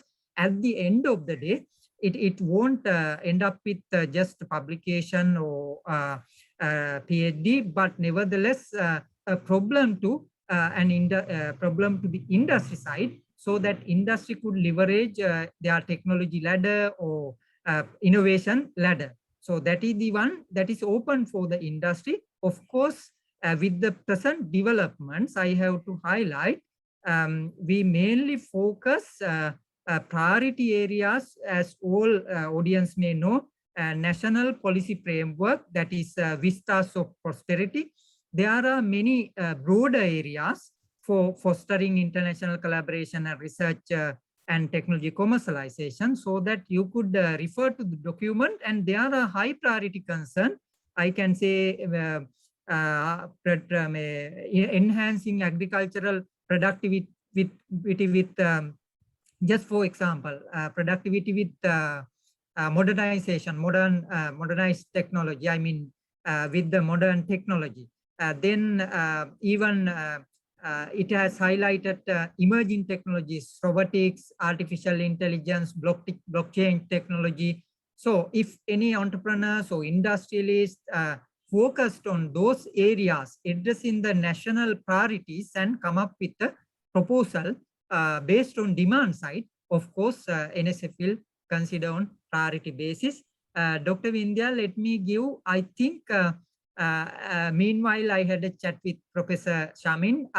For the first question, it was felt that I answered halfly. It was didn't complete. I mean, audience, there was in the chat box, there was a question. One young researcher has posed that it is easier to put the proposal and secure a grant, but the difficult part is getting the money to Sri Lankan, I mean, researchers account and signing the agreement. Whole lot of process, I mean, bureaucratic process. We all understand that is the bottleneck at the moment. Everyone aware. So, being the National Science Foundation, of course, we are alert on this problem and vigilant on this problem.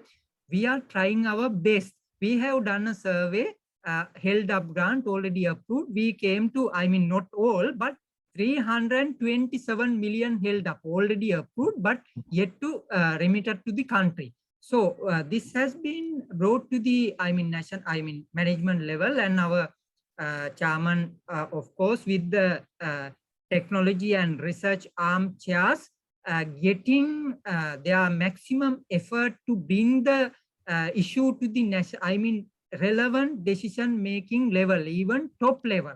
So at the moment, actually, as you all know, government priorities somewhat mitigating and convening the compounding problems of the pandemic situation. So little bit, it is going bit in a retarded manner. Nevertheless, we hope in time to come that we will, NSF will get opportunity to get the meeting or whatever to present the case to the relevant top decision making level, and we hope in future there will be at least for the research community, there will be a green light, NSF making fullest effort on that. It is a matter of time. I think in a way, it is a matter of time. NSF trying our best to sort out, convince the relevant decision making level in this regard to come up with a befitting solution to create a conducive environment to get the money from abroad and do the research in a convincing manner. That is the complete answer to the previous question, Dr. Vindhya. Thank you very much, Mr. Shantha. I think it's very promising, and all young researchers can look forward to this process being, the complexity being reduced. Thank you very much. If we move to the next question, it's asking about subscriptions to have access to Elsevier postdoctoral funding. So how can we get full access in research websites such as Elsevier opportunities? I think Professor Atlage is here. Yep, Dr. India, yes. Yes. Shall I repeat the question? No, that's okay. I got the question. Yeah, okay, so I think this is a bit of a financial constraint that all the universities and the higher education institutes have in subscribing to Elsevier, because to get access to not only the publication, ebooks, material, but funding institutional, where I presented the platform where you could get access to the funding information, the funding authorities, the amount of funding, etc. So that's the problem where universities under these conditions especially have a difficulty. So I think sometime back UGC and probably together with, if I'm not mistaken, National Science Foundation, they were looking at the concept of consortium where institutes can contribute and have a common platform. So I think that kind of mechanism should be made available. If not, individual institutes should take care of the subscription, and then researchers and academics who are in these particular institutions will have access to. So that's where it stands, a bit of a leveraging needed, strategically thinking whether we should get together and go to a consortium. I think NSF, probably Shantha, can comment on that, whether what's the status of that, if NSF can take the leadership in that context and with UGC. So that's what I could provide at the moment. Thank you very much, sir. I'm pretty sure NSF and UGC will work on that to help and encourage our young scientists to get in touch with most of these valuable resources to conduct their research. Then we have another question regarding European grant opportunities such as Erasmus and Horizon 2020, etc. I think this would be probably a good question for Dr. Nanda. Dr. Nanda, are you here? Yeah. Okay, so the question is, what are the EU grant opportunities? Please suggest some places to get to know more information about these opportunities. Okay, answer is very simple. So actually, they have a European funding portal. So I can share the link. Actually, there are more than 200 calls per year. I think that is the largest funding body in the world, billions of euros. Okay. So they are actually, you have to have very patient to find out the different kind of calls. So they have all kind of research call. First, pure research call. Second, applied research call like Horizon, using Horizon 2020. Third one is capacity building projects. capacity building projects. For this one is pure research collaborations. Second one, research with industries. Third one is staff and student exchange program. Fourth one, somebody asked question from industry. They have also opportunity to work with our universities and work with the European industries. They have a special call for that. There are 4 different kind of European projects. So the difficulty is, I have to tell that also, difficulty is finding the right project call. I think you have to have a little bit, go through the web and search and find the relevant project call for your research. I think I have done, I think this is my 6th multi-million euro project. And also when I was in Peradeniya, I think Shamin also, no? So we have developed so many, more than 20, I think, more or less exchange program with our staff members with European Union. So there are ample opportunities, but you have to find a proper call. That is my answer. Thank you very much for your encouraging answer, Dr. Nanda. Probably our participants might have felt encouraged to apply to these fundings, opportunities and so on. Thank you very much. I think Professor Ekanayaka is still here with us as a senior professor in our country. Sir, could you please give some advices, your thoughts on the young researchers who are here today with us? I mean, it's a very broad, open question. So I don't know whether I would be able to give. I mean, the research is a passion.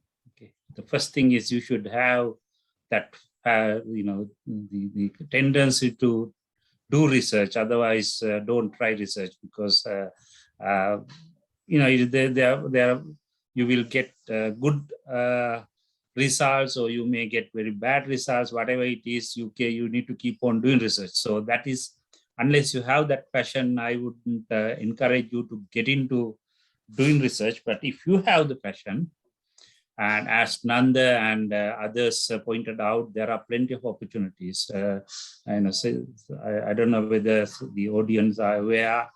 I was working in a UK university, and I quit that university not quit, but I decided to come to Sri Lanka in 2013. And one of the advice most of my colleagues gave me was, Janaka, don't go there. You will not find any funds for research because we know that you are a researcher. But all I can say is I never had any issue with finding funds.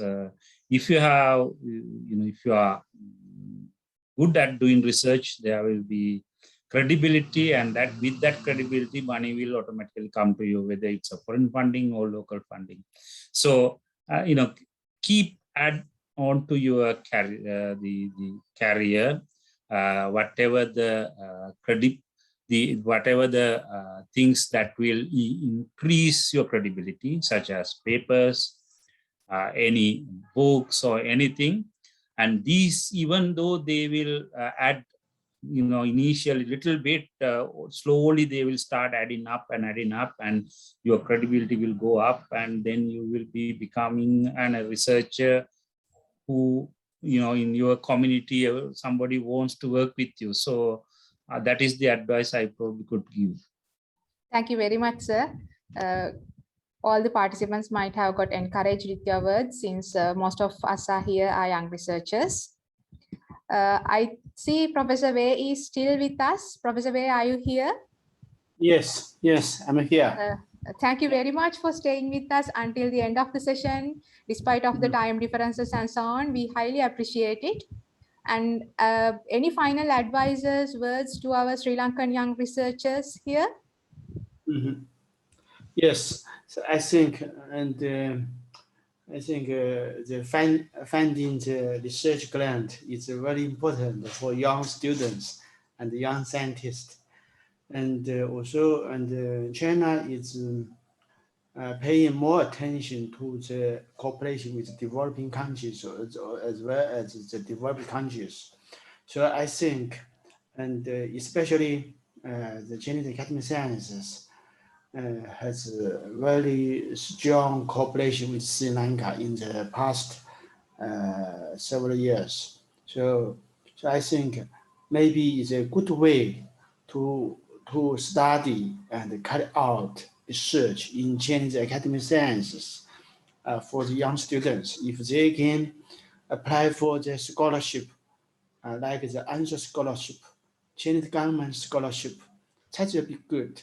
Because when you stay here, so you can learn lots of things from your classmate and also your supervisors, and also know how to develop the proposal and the cooperation between China and Sri Lanka.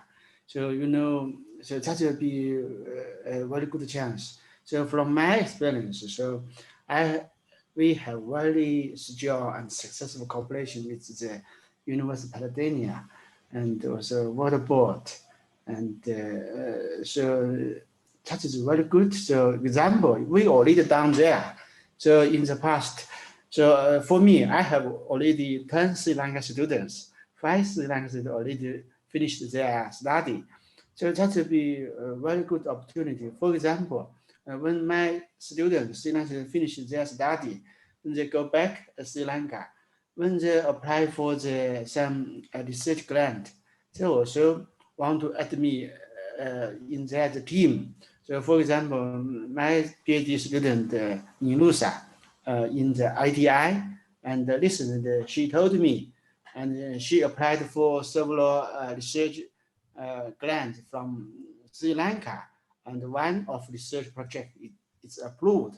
I feel very happy. Why? Because we know each other. I know your country is the key issue. So that will be very useful if young students and young scientists, if they can get the guidance from the senior the colleague, senior professors, that will be very good for their the early the development in the career. So that is my idea. And also, and for young scientists, we also encourage them not only studying or cooperate with China, they also should study in America, European, and Australia, Japan, and other countries. So I think there will be lots of chance, and for our students, for the young students, they will be keep contact with the NSF, University of Peradeniya, the International Cooperation Office, something like that. Make a network. That is be very, very important. And also for me, experience if the young Sri Lankan students and scientists, if they can get some recommendation from the Sri Lanka professors, that is be also very helpful for them to apply for the grant and the scholarship and the fellowship, because the younger partner is very, very helpful for their get the grant. That is my experience. So anyway, I wish all the Sri Lanka students and young scientists can find the way to do their research or study with the international cooperation. So that's all. Thanks. Yeah. Thank you very much, Professor Fay. And we would like to thank you again for staying with us until the end of the session, despite of all the time differences and so on. So we are looking forward to work with you in future to make more collaborations with you and China. We are looking forward to that. Thank you very much, sir. Thank you. Thank you. Thank you. Thank you. For the participants, thank you very much for being an interactive audience. Hope this Q&A session was able to clarify your doubts, questions. We have a lot more questions in our chat box and Q&A box. Because of the limited time we have, we will try our best to answer these questions individually after this session. And also the recording of the session and presentation slides will be available to you in due course. So we have reached the end of today's webinar. I hope it was a fruitful session for all of you. We have a lot of distinguished panelists, speakers, international and national level senior researchers. At the last item of the agenda, To deliver the concluding remarks, I would cordially invite Ms. Nadisha Mohandiram from National Science Foundation of Sri Lanka. Over to you, Ms. Nadisha. Thank you very much, Dr. Vindya. Actually, I'm not going to take much time because we are running behind the schedule. First of all, I would like to thank the International Relations Office, University of Peradeniya and Sri Lankan Academy of Young Scientists, SLACE, for collaborating with the National Science Foundation, Sri Lanka, to bring this webinar today as a great success. In that context, I would like to extend my sincere thanks to Professor Shamin Dinadasa, Director of International Relations Office, University of Peradeniya, and Dr. Vindya Rankodge, Secretary of Sri Lankan Academy of Young Scientists, for your excellent coordination and untiring efforts. I believe that empowering especially young researchers is an investment for the advancement of the STI ecosystem in Sri Lanka, because they are the future research leaders. So I would like to express my sincere thanks and appreciation to all eminent speakers from home and abroad for their informative and excellent presentations. I'm sure the informative presentations have enlightened researchers in preparing effective research proposals to secure international grants. So I'm not going to reiterate the key points highlighted today because of the time limitation. So writing a winning proposal to secure an international grant is very challenging due to some impeding factors. So I would like to thank Professor Rahul Atalage, Professor Janaka Ekanayaka, and Dr. Nanda Gunawardena for giving clear and whole picture on how to secure international grants. So it is very important and essential to harness foreign funding opportunities in order to leverage R&D outputs having an impact in the context of limited R&D funding within the country. So I must thank Professor Yongsan Wei and Professor Stephen Chenshul for providing us the important information about international funding opportunities. Professor Anil De Silva, Professor Tilak Gamage, and Dr. Darshan De Silva, thank you very much for sharing your valuable experience. I'm sure your shared experience will enable participants to pitch their next proposal to international funding organizations effectively. Actually, this type of webinar cannot be realized within a day because significant efforts are needed in coordinating and preparatory work. So I would like to remind the untiring and valuable support of Dr. Shamin Dinadasa, Dr. Dinushi Samarajiva, Ms. Shyamali Tennakon, and Mr. Sadaka Edirveera from International Relations Office, University of Peradeniya. From SLACE, I must thank Dr. Vindya Rankodge for your remarkable support. Also, my sincere thanks to the team from SLIIT for being our hosting partner. From NSF, I would like to express my appreciation to Dr. Tamara Dias, Additional Director of the National Science Foundation, for delivering the welcome speech. Also, I must thank Mr. Shantasiri, Head of the International Liaison Division, for moderating the event and your utmost guidance. Also, I must thank our officers of International Liaison Division. Then I would like to extend my deep appreciation for the participants for being with us today.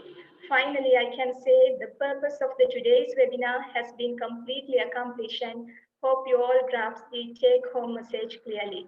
Thank you and have a nice day. Thank you very much, Nadisha. Appreciating all of the people who have put their effort and tireless work into making this event successful, and all the participants for being an interactive audience. Now I would like to cordially request our panelists or resource persons to stay a little bit more to take a photograph as a souvenir for this event. Over to you, Ms. Nadisha, to continue the photograph taking process.